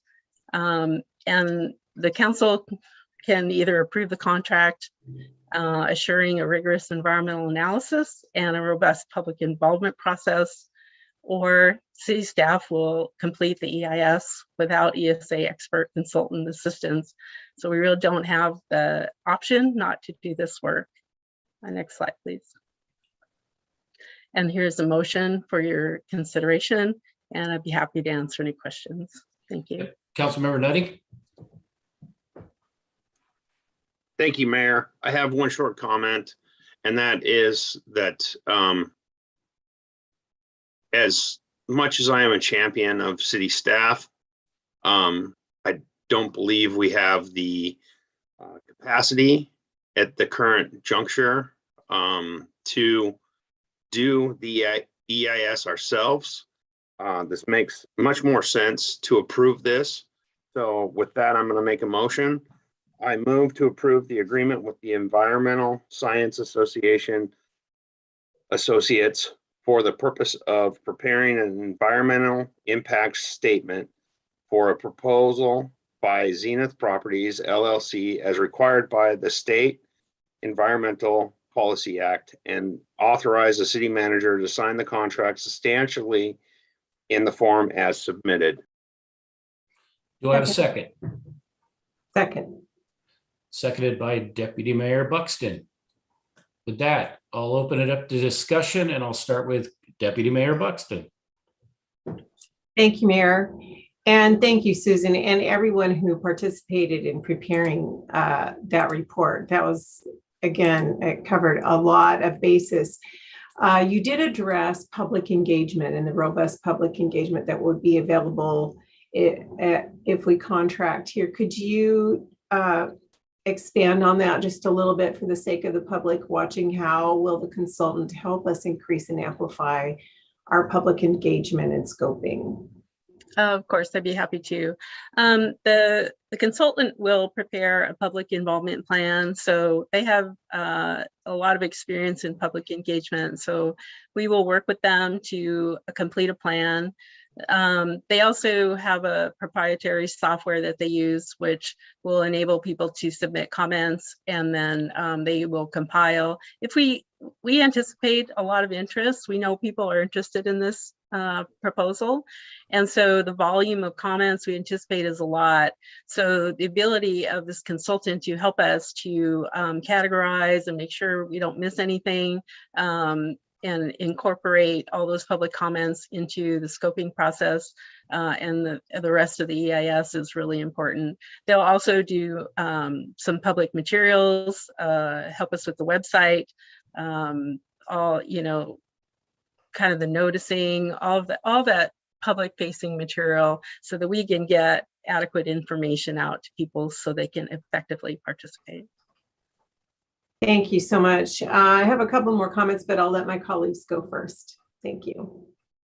All right, thank you, Deputy Mayor. Moving on to Councilmember Harris, if you could do so many questions, and if you have more, we'll come back to you, okay? Fair enough. Thank you, Susan. Is there a formal document that describes why the EIS was determined to be necessary that we could look at? At this point, we're getting the consultant assistance on board to help us with the issuance of the determination of significance. So we want them on board right from the beginning. So there will be a formal document that is issued, but that has not been done at this time. So Susan, if I may add to that, there's essentially two options. One is a determination of non-significance that has a lower requirement of environmental review, I would say, if that's accurate. Or a stronger statement is a determination of significance, which requires the environmental impact statement that we've been discussing in this issue. So the city has taken the position of determination of significance, which establishes, I don't know if the word's a higher threshold, but higher requirements of addressing mitigation issues. Yeah, no, I just wondered if there was like a formal letter that one has to issue with a DS at this point. Okay, so does ESA, they choose the subs, correct? Or does the city? Well, the proposal that the Environmental Science Associates gave us has identified the subs that they have, and you know, we would have the opportunity to request that they choose a different one, but so far the subs that they have chosen have been of high quality, and so we haven't had any issue with that. No, I'm just trying to understand who developed the budget. Is that the city that does that at this point, or is it ESA? Well, yeah, on 72. Okay, it's kind of a cooperative process. So ESA gives us what they believe to be the appropriate level of effort, and we review that information, give them comments, and kind of go back and forth. The applicant certainly had some comments to make, but of course, you know, we have the final say over the contract and the scope and budget. Okay, I'll yield for now. I hope to come back for a second round. Thank you, Councilmember Harris. Moving on to Councilmember Steinmetz. Thank you, Mr. Mayor. Susan, can you give us some idea of how broadly defined the word environment is in an environmental review? Well, the state issues what's a document called an environmental checklist, and it sets forth all the elements of the environment. However, in this case, this is generally going to be more of a limited scope environmental impact statement, because we had done some preliminary work, and knowing that the proposal at this point is only a demolition, we don't have another development proposal. What we think will be the major scope of this is related to cultural resources impacts. Having said that, however, during the scoping process, that could certainly expand. I mean, we are going to listen to the comments and the agencies that we receive, and if the scope needs to be expanded, if issues arise that need to be addressed, then they will be incorporated in the scope of the EIS. So things like the cultural impact, the architectural impact, the historical significance of the building all get taken into consideration under this kind of review? Yes, the primary things that we've identified, of course, is the impact to cultural resources, but there, of course, are other impacts of a proposal, and we will take a look at them, whether or not they are, I guess, analyzed as an element of the EIS is yet to be determined based on the comments and the review that we do during the scoping process. And then secondly, just help me understand the history a little bit. My memory was that the Masons had originally applied for the demolition permit, and that carried through with the sale of the property, ultimately to Zenith Properties. Is that correct, or is this a new permit that they are asking for? The Masons did originally apply for the demolition permit. I understand that that was part of the sale of the property. The new owner did need to transfer that application into their own name. It doesn't necessarily transfer automatically, but they did transfer it into their name. So it's now an application by Zenith Properties. That application is, the transfer of names is just an administrative piece. It didn't require somebody to approve a new permit. Is that correct? No, it's just an application at this point. I mean, anybody can make an application for a demolition permit if they have the rights to the property. So yes, it is pretty much an administrative thing to change the name on the application into Zenith Properties.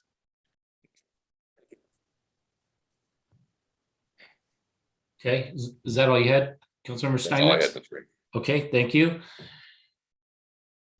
Councilmember Oxiger, did you have any questions before I start the second round? Okay, I'm going to move back to Deputy Mayor Buxton.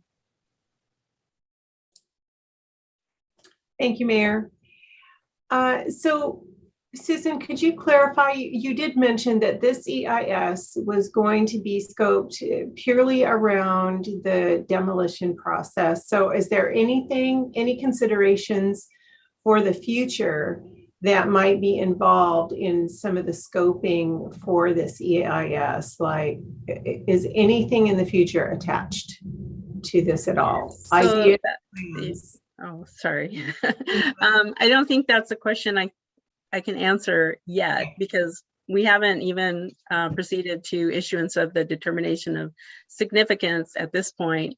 And once we get into scoping, we will start to analyze what should be the alternatives. We will listen to the public's comments on that topic, and from that, we'll develop the scope.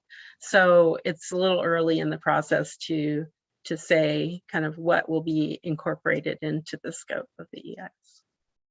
Okay, good. Well, thank you. I appreciate that. I did want to, while we're considering this here tonight, I did want to, well, for one, say thank you. I did notice elements in this presentation that were very responsive to questions and comments that have come in throughout the week, because we do release this packet late last week, and there's been a lot of communication. So I appreciate the attention to that detail. And personally, I do try and respond to almost everybody who writes to me. I just feel like it's the giving dignity to our community to make sure that they're acknowledged for their community input when they write to me. But I have to admit that I have not responded in hardly any detail at all because of the type of issue this is. So for clarity about my responses and the ongoing process here, I just wanted to emphasize a couple of things.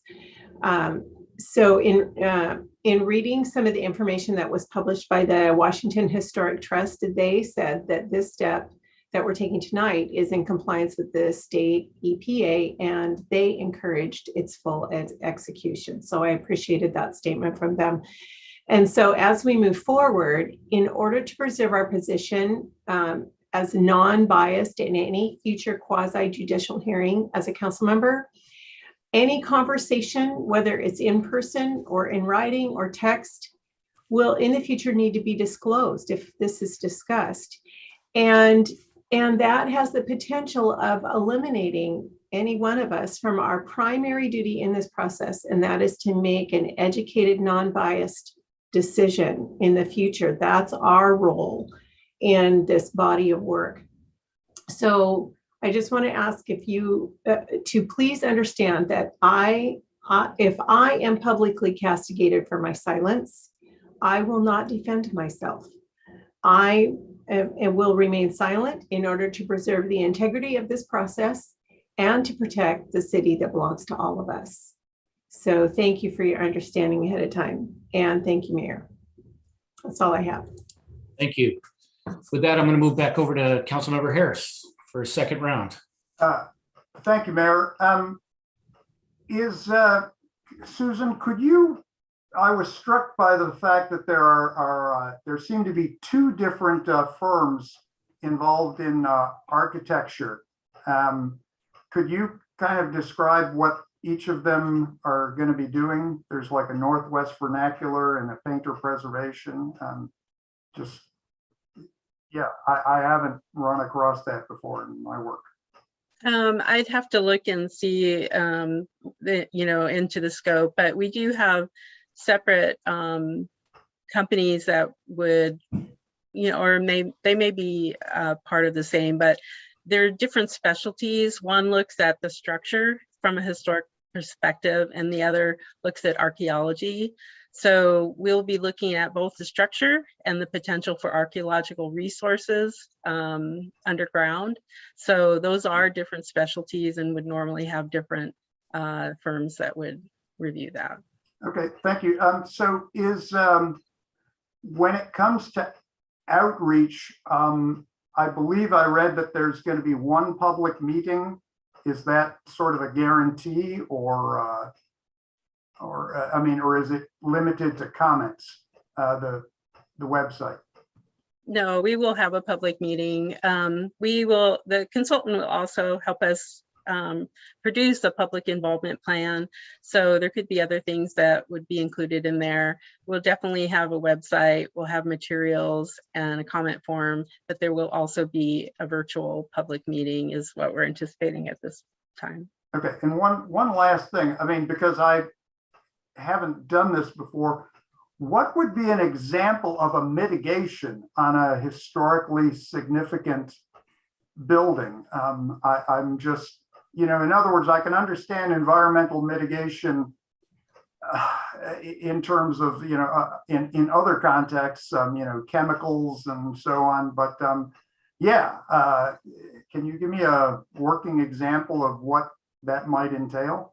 Well, I can't really speak to what might come out of the EIS process. It's way too early to do that. But some examples that other projects have done in other areas of the Puget Sound, they may save parts of a structure, or they may have a display about the history.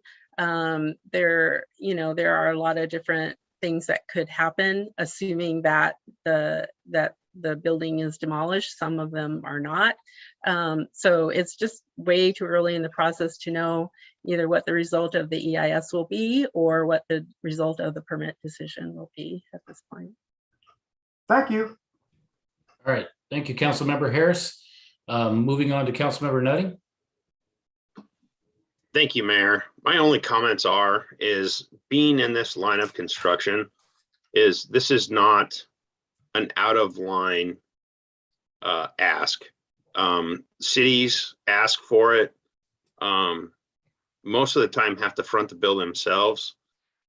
We are lucky enough that the consultant's going to work for us and the client is going to be paying for the services. It's going to protect us as a city. And this is it's the first part of figuring out what is going to happen with the site. And it's a long process, and there's going to be a lot of time for comments. I can't imagine that an environmental impact study is going to be done within 9 months, maybe 12. So there's a lot of time here, and this is only going to help us as a city and allow people to make comments further. So and the city's not going to foot the bill for it. So I have no reservation for approving this and being the first to pass the motion. So thank you, staff, for a great presentation. Thank you, Susan, and let's move this forward. Thank you, Councilmember Nutting. I would add that I was also going to read the quote from the Washington Historic Trust. They do support this. We have to do this process. I want the residents of this city know this is a requirement. And particularly selecting this consultant gives the best information possible to be generated from it. And it opens up the best possibilities for the public to be engaged. That's what's important. That's what you ask for, and you're going to get that. I will caution our council members that, as Councilmember or Deputy Mayor Buxton said so well, we must be really careful about how we navigate at this point. So with that, I am going to call for the vote on the motion. All those in favor, please raise your right hand. Councilmember Steinmetz, Councilmember Oxiger, Deputy Mayor Buxton, Councilmember Harris, Councilmember Nutting, and myself makes it a 6-0. Thank you. All right.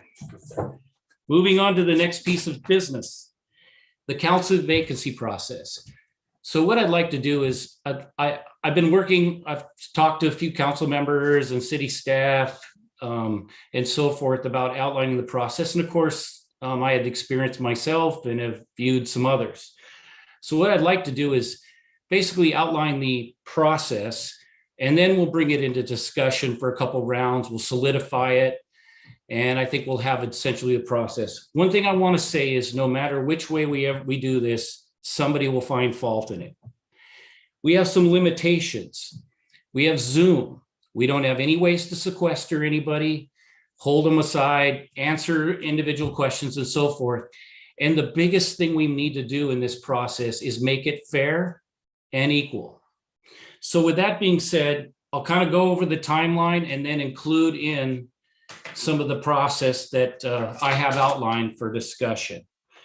So the first thing is I just want to remind people that on February 11th, that's tomorrow, at 4:30 is the deadline for any applicants to submit their application. On February 18th, both council and the public, when it is notified to the public on the agenda, that is when we will know all of the candidates that have made an application. On the February 4th meeting, I will reiterate, this is basically the process. I will reiterate what we discussed and decide on tonight. And the candidates will have, I varied it between and open for discussion between 5 and 7 minutes to answer 3 questions. Those 3 questions will be, what qualifications and experience do you have that have prepared you to be a council member for the city of Des Moines? What do you hope to accomplish if appointed? And what is your vision for Des Moines? And that would be in an oral presentation to the council. I am recommending we do no questions. Again, I want to reiterate, meetings are in Zoom and we've never had this before, and we need to keep an equal and fair process. There is no way that we can possibly sequester candidates so that we can ask them individually the questions, and others we cannot guarantee that they would not hear it on, say, Channel 21 or something else. And then we would end that meeting. The meeting would be adjourned after their statements. From February 24th through March 3rd, public would be allowed to comment through the website as they do today, or reach out to various council members and so forth. And council members and applicants would be encouraged to have conversations with each other to get specific questions answered. On March 3rd, all correspondence that meaning those that email in use our website to give their public comment would be read into the record. And there would be made time for the public to comment on their recommendations for the choice of city council. Once that's done, council members would be afforded the opportunity to make comments about candidates, why they favor one over the other, and so forth, and to specific reasons. Then, as mayor, I would call a vote. If we have a tie, we would then move into an executive session to discuss it. At the end of that executive session, we would reconvene and I would take another vote. If there's no majority, a discussion would be as how we were going to address it past the March 10th meeting. I don't feel it's necessary to discuss it past the March 3rd vote at this point. If we do, that would be a decision we would take as a plan B. With that being said, I'm going to open the floor to discussion. So Councilmember Harris, I'll let you go first. We're going to do two rounds before we agree. Thank you, Mayor. Well, so my two objections to the 2020 process were, there was a strong admonishment, like to ask the same question. And I was like, man, I'm trying to be courteous here, but yeah, that was not great. We should each be able to ask our whatever we want based on what we are concerned about in the applications. I would like to investigate with IT an option to interview applicants one at a time, because it was just deeply frustrating watching people go down the line and just parrot one another's responses. No offense, Councilmember Steinmetz, but I believe you kind of met, it became something of a joke by the end of the process. And so that's basically it. We should be able to ask whatever we want, and we should make every effort to provide a way to interview each individually, if there's any human possibility. That's it.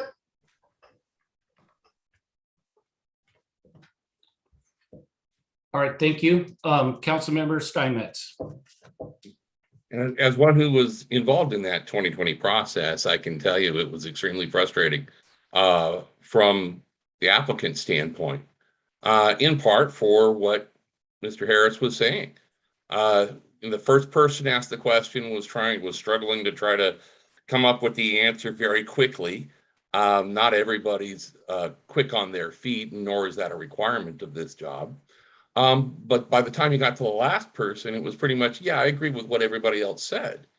Because everybody heard the same question over and over. And frankly, most people had similar answers. But the other side of that coin is that particularly those council members that chose to ask individualized questions seem to be asking them with a little zinger against the candidates that they disfavored and for the candidates that they favored. There's always the ability to ask those kinds of questions to elicit information that's going to reflect badly or reflect positively on those candidates. And I think that was unfortunate for the applicants as well, because nobody was prepared to try to deal with that kind of that kind of a response. I think that asking the applicants to make a 5-minute statement around those 3 things, and then they have the opportunity to sit down and talk with any council member that they want, makes a lot of sense. If you have those questions that you really need to press somebody on, that's your opportunity to do that. If that applicant chooses not to sit down with you, well, that tells you something right there about whether or not you might want to vote for that candidate or not. I think the candidates hopefully will make themselves available to everybody, and I hope the council will make themselves available to all of the candidates. And that's how you get to that sense of fairness of the process. And then, lastly is that I think getting the input from the citizens of Des Moines about what is important. How do we set that criteria? What is it that they want to hear? And what is it that they want to see? Not necessarily about an individual candidate at this point, but what the citizens think is important for them as a decision-making criteria is really the information that everybody on the council needs right now. Last Saturday I was down at the quarter deck, and I had some good conversation with people.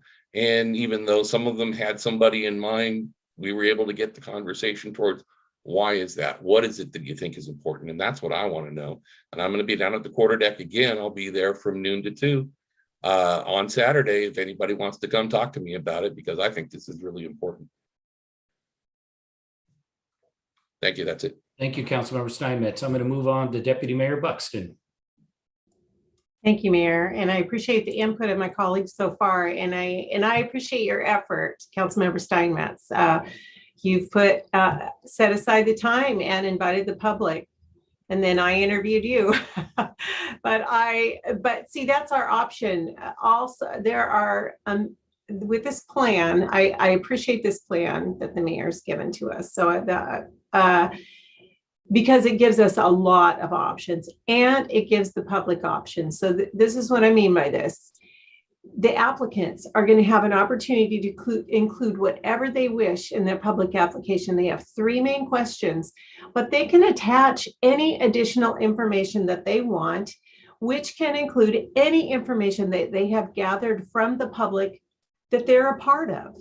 They have a wide opportunity, and already have had an opportunity to interview any of their cohorts in the public that they have wanted to, and they still have a little bit of time to do that before they complete their application. If we want, as council members, let's say, well, we would love the opportunity to ask these questions in public and have these candidates respond in public so that the public can hear them answer. Well, we're going to have the opportunity to sit and say, I interviewed this candidate and asked them this question, and this is what they said. See, we're going to have the opportunity to report back our experience of interviewing these candidates if we invest in them. So that's our opportunity to do. Candidates will have the opportunity to interact with the public, vice versa. I already said that, or vice versa. The public okay, here's what I wanted to say about that. If the public wants to give us input, they will have the opportunity to interview any candidate or call any candidate and gather information and then write to us. They can do the exact same thing. I talked with John Doe, Councilmember Buxton, or Deputy Mayor. Sorry about that. Speaking to myself. I talked with John Doe and asked him this question, and this is what they said, and I don't appreciate it. Could you please support another candidate? I mean, this is what the public can do. And if a candidate doesn't make themselves available to the public in that way, that will send a message as well. So this system that the mayor's come up with gives that opportunity, lots of opportunity for public engagement after the public has read their applications. You see the value of this? If we do it the other way, the public doesn't get as much opportunity to ask the questions and then give us input. So what is important to the citizens? Well, I do appreciate the question, Councilmember Steinmetz, but we did just have an election as well, and I'm hoping that all interested parties were very involved in the questions and answers during that time. So, and here again, we are going to have an opportunity to interact with any applicant as we wish, and they with us. So I really like this process. Thank you so much, Mayor. All right. Thank you. City Attorney George, you had a comment? Yeah, I just want to clarify some language. So for the state law, as far as the appointment process, the formal interviews, that's what's going to occur in public. Those have to be in an open public meeting. So that's February 24th. Mhm. I just don't want, there was some reference to council members interviewing outside of a public meeting. So those aren't interviews. That's not the interview process. If the council member wants to have a discussion with an applicant outside of a meeting, I just want to make clear that that's not part of the interview process. Correct. Thank you for clarifying. Councilmember Nutting, before I go back to Councilmember Harris, you had your hand up for a second. Yes, Mayor, thank you. I am the only council member on the council that has been appointed and run several successful campaigns. My appointment process was done in one night. There was 8 applicants and I was one of 8, and I was appointed the night of the process. Mayor, I have to applaud you for coming up with the way to navigate through this process during nothing but Zoom meetings and virtual meetings. So I'm all aboard with this and keeping it to the few questions. And I was asked the same question that the other people in front of me were asked. So that's the way it's been. That's the way it should be. And I think we should move forward with this. Thank you. Thank you, Councilmember Nutting. Before I move on, Councilmember Oxiger, did you have anything you wanted to make a statement before I go for the second round? Not at this time. None? Okay. Thank you. Councilmember Harris, really quick. That's what the city clerk and myself did, is research it with IT. It was determined that it just wasn't possible to run effectively. So I'd already looked into that as a possibility. That's why I pretty much had directed it this way. I just wanted you to know that.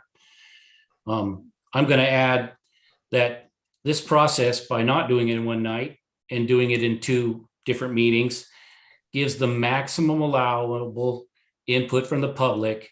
And it also sets a stage for each of us to have those individual conversations with the candidates and ask the questions and make our own determinations before we come to vote.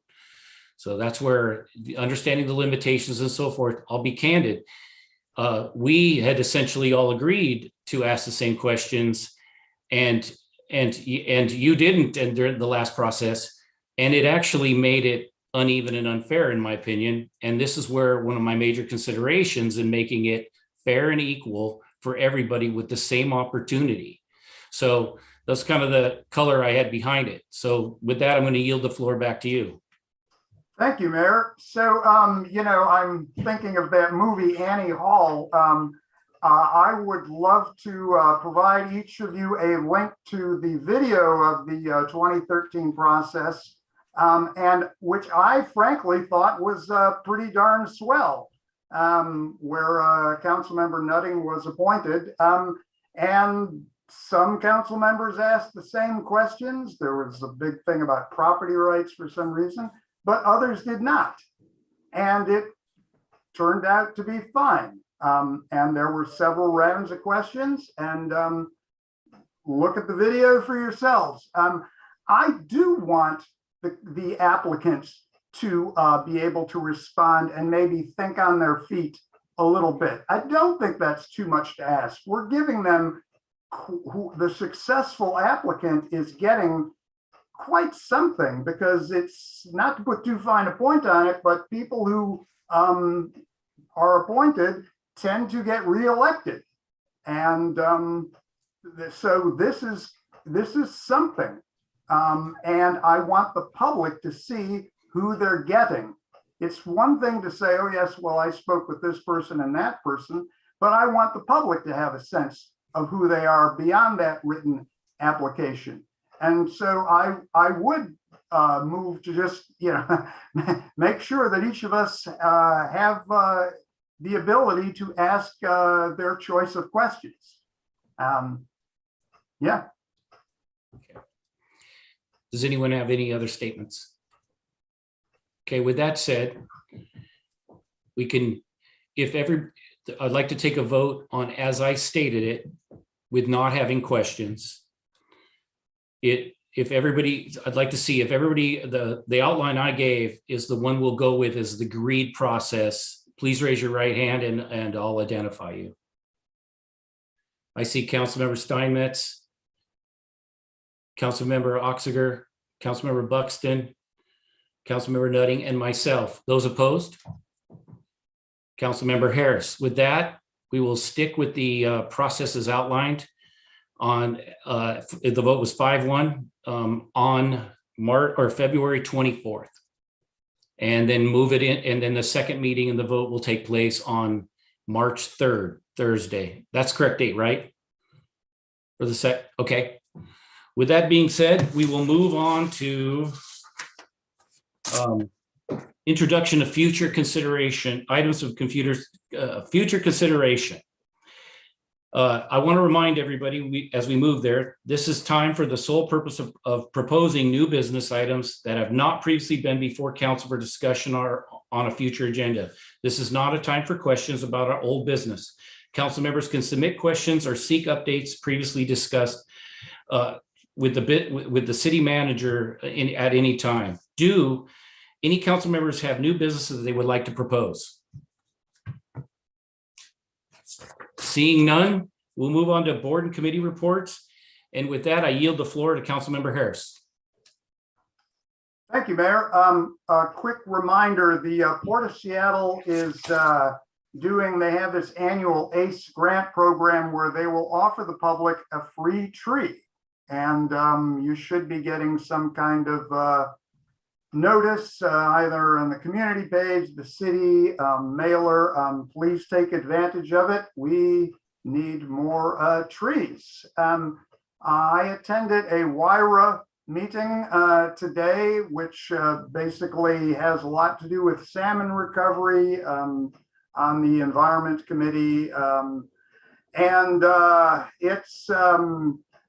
It is astounding how much money the county and the state put into helping our little salmon friends. And it is no small factor in the marina and in McSorley Creek and in everything we do.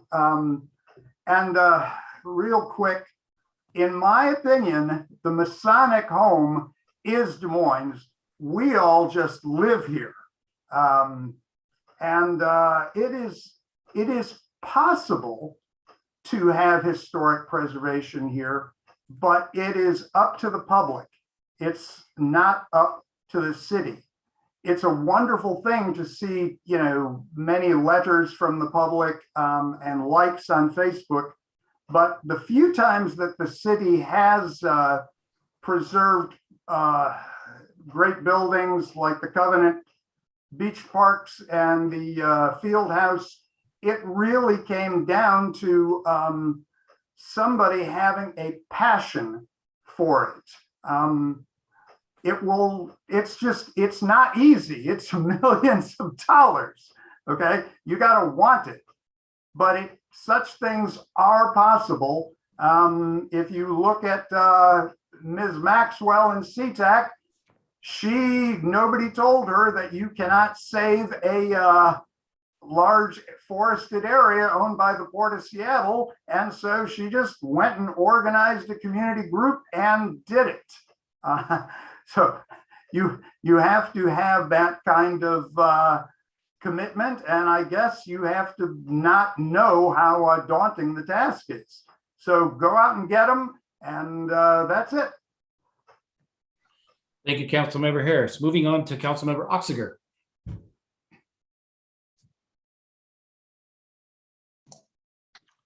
Thank you, Mr. Mayor. There's a task force report out that was issued recently by the State Recreation and Conservation Office that I would commend to council and staff. The task force studied the importance of physical activity for the health of our youngest citizens and the opportunity to build community by providing space for citizens groups to congregate, recreate, and celebrate. Physical activity is a proven way to improve youth mental health and is linked to better educational outcomes. The availability of meeting space is a way to promote citizen involvement. The Physical Activity Task Force report offers 6 recommendations, including establishing partnerships with local school districts to designate schools as community hubs and civic centers. Such a partnership could be one way that our city can increase its inventory of ball fields and recreation centers without the issues involved in acquiring new properties. Let's face it, there is not a lot of open space left in Des Moines for such purposes, and obtaining them will be extremely expensive. Shared use means our inventory of taxpayer-funded school facilities could be maximized during non-school hours to provide greater access for physical activities and community involvement. We have had since 2013 an interlocal agreement with the Highline School District permitting the use of existing facilities by our Parks and Recreation Department to operate before and after school programs such as Club Chaos and sports activities, including youth soccer and basketball. We could have more significant impact if we adapt a system similar to the Tacoma School District and Tacoma Metro Parks arrangement. They work hand in glove to provide activities for school kids and the community at large. Citizens would also have access to community meeting places, educational opportunities, and venues for events. Shared use is an efficient use of public resources and will help build community. Now, there are going to be naysayers who will cite liability concerns. Some will note the costs. But the Physical Activity Task Force is asking the legislature to enhance shared use policies, ease liability concerns, and offer financial incentives for anybody that participates in such a program. So I ask that we pay particular attention to this report and seriously consider it if it is a way to expand park recreation and community service and to enhance public's participation. And I'll make that available to the council members. I believe Mahoney, I've sent you a copy. Councilmember Oxenberg, if you would submit that to our city clerk for distribution. Okay. That would be the correct way to do that. Thank you. Moving on to Councilmember Nutting. Wait a minute, I'm sorry. I missed Mr. Councilmember Steinmetz. My bad, my apologies, sir. Oh, well, thank you very much, Mr. Mayor. You know, I kind of want to echo the sentiment that Mr. Oxinger just talked about. You know, having coached recreational league, both baseball and basketball, and then over in the what used to be the American League, Little League, down in Federal Way, I can tell you nothing is better than getting your kids out to get that kind of exercise. So thank you very much for bringing that to our attention. And I certainly hope that we can renew the partnerships that we had with a lot of the local schools to provide the facilities for basketball, baseball, and soccer activities, because that was a great part of raising kids here in Des Moines. The second thing I do want to echo a little bit of what Councilmember Harris said is regarding the Masonic, it is a question of the public response. It's not something the council will do its duty, but it's up to the public to make it happen. And then thirdly is that, as I mentioned before, we're not having council meetings or committee meetings, so I really don't have anything to report on that, but we had some good conversations down at the quarter deck on Saturday. I'm going to be back there again. I'll be a little later in the day from noon to about 2. And hopefully Deputy Mayor Buxton won't be the only one interviewing me during that second hour. My first hour was great, though. I talked to several people and really enjoyed those conversations. So please come down and talk to me about it. Thank you. That's all. Thank you, Councilmember Steinmetz. Moving on to Councilmember Nutting. Thank you, Mayor. I'd like to comment on the facilities use.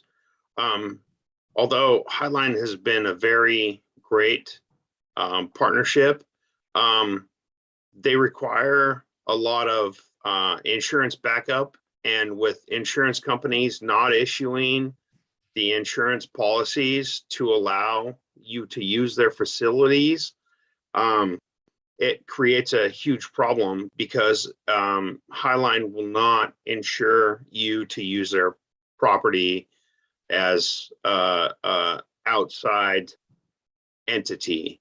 So that being said, I hate to throw Highline under the bus, which we've talked about. I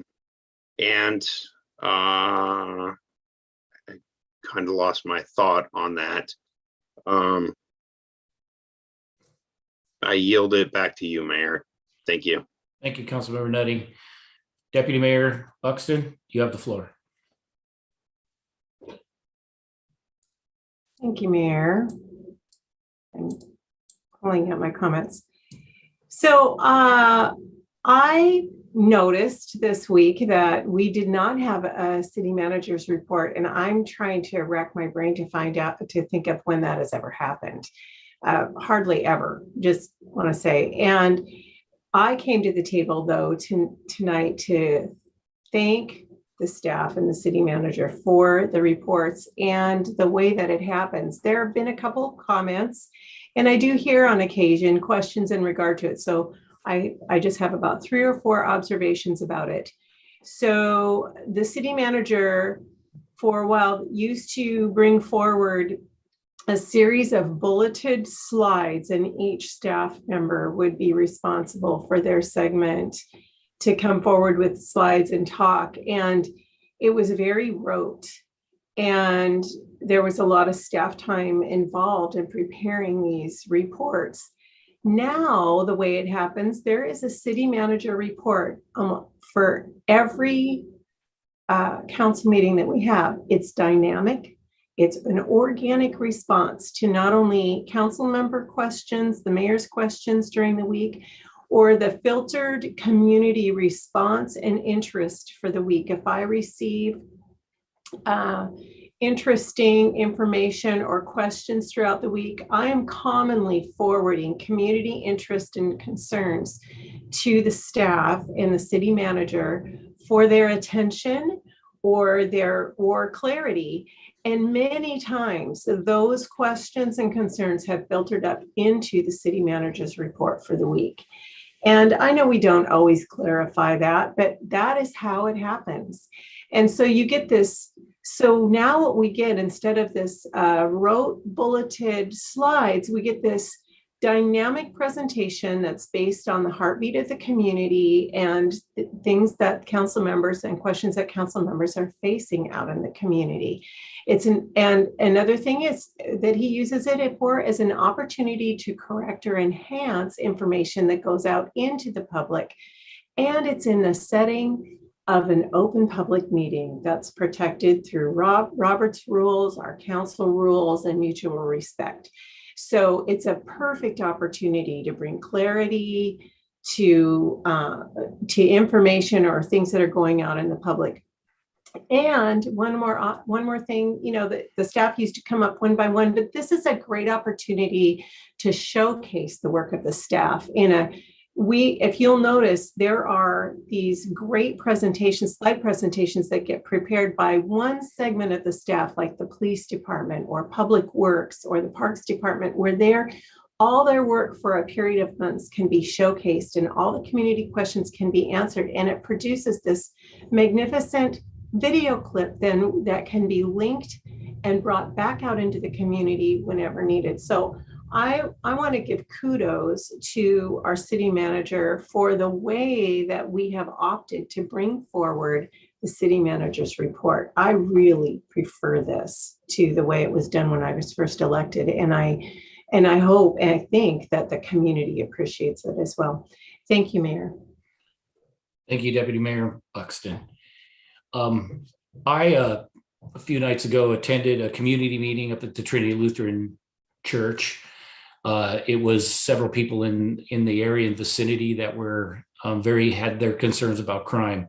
Chief Thomas, Sergeant Cripe, Commander Richards, Tanya Seabury were amongst those that were there, and I think he's Sergeant Oak now, but it was great. They made themselves available at a late night, along with our 9/11 dispatch team. I think they're Valley, I can't remember the exact term, but it was informative, and several residents brought up concerns, a lot of education there. They weren't aware of some of the things, outside forces that made policing a little bit difficult and so forth.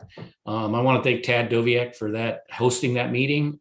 It was a really great offer to avail themselves to the public to explain some of the things they were doing. And I thought the chief did a wonderful job of talking about his strategy, particularly on Pack Highway. I also, Michael, I'd like to commend your staff.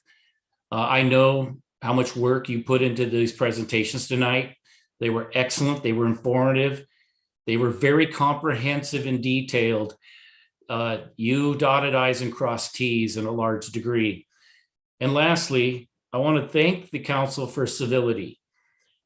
What we did tonight is we have a process. Now, everybody's not going to think it's perfect, but it was in a council agreed process that we will follow. And I appreciate the cooperation. Everybody got their say. We came up with a decision, and we'll execute to that. And with that, I seek a motion for adjourning this meeting. I see Councilmember Nutting with his hand raised. So moved, Mayor.